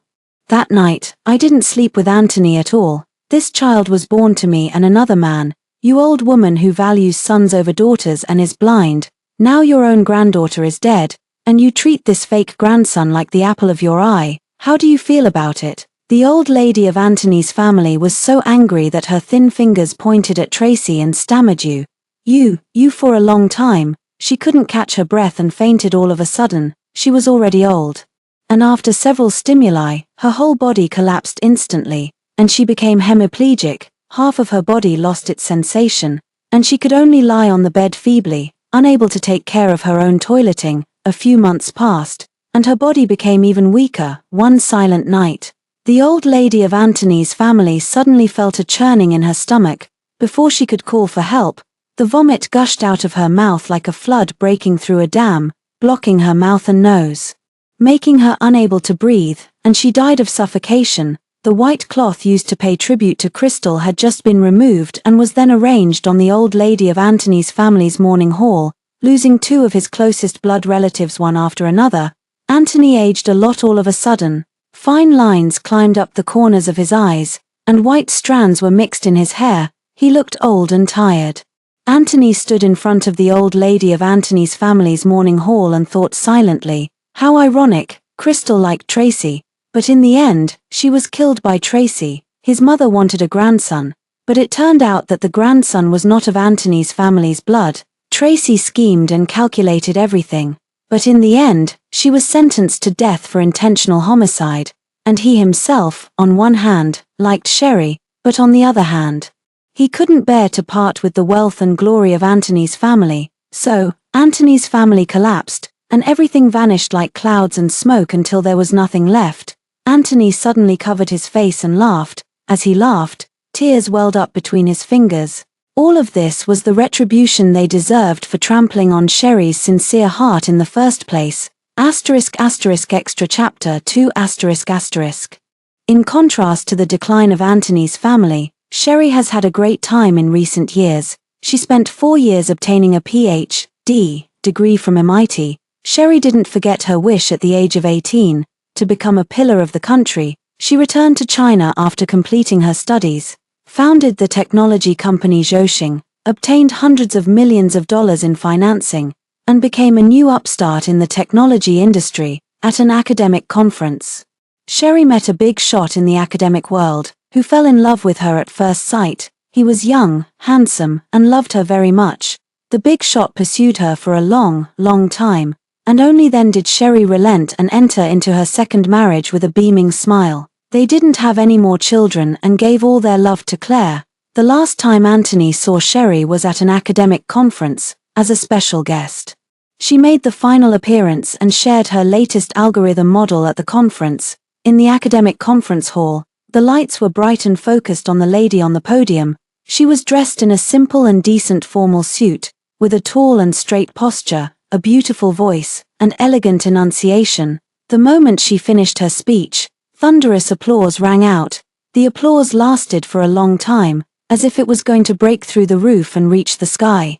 Sherry slightly bowed her body and gracefully bowed to the audience to express her gratitude. At this moment, she was the focus of the entire venue, and everyone's eyes couldn't move away from her. Antony was also one of them. She spoke as a student representative and stood firmly in front of the microphone. She was radiant, full of spirit, confident, and generous, and the feeling of his heart being moved was just like in the past. Antony wanted to take a step forward, walk up to Sherry, and ask her, "How are you?" Two people were one step faster than him. The academic big shot's eyes were full of admiration and love. He opened his broad chest, hugged Sherry tightly in his arms, and gently kissed her on the cheek. "Honey, you're amazing, I'm so proud of you." Claire also threw himself into his mother's arms, his eyes shining brightly. "Mom, you're so amazing. You were shining up there." Sherry showed a soft smile and hugged her husband and son back. The sunlight shone gently through the floor-to-ceiling windows, casting a golden outline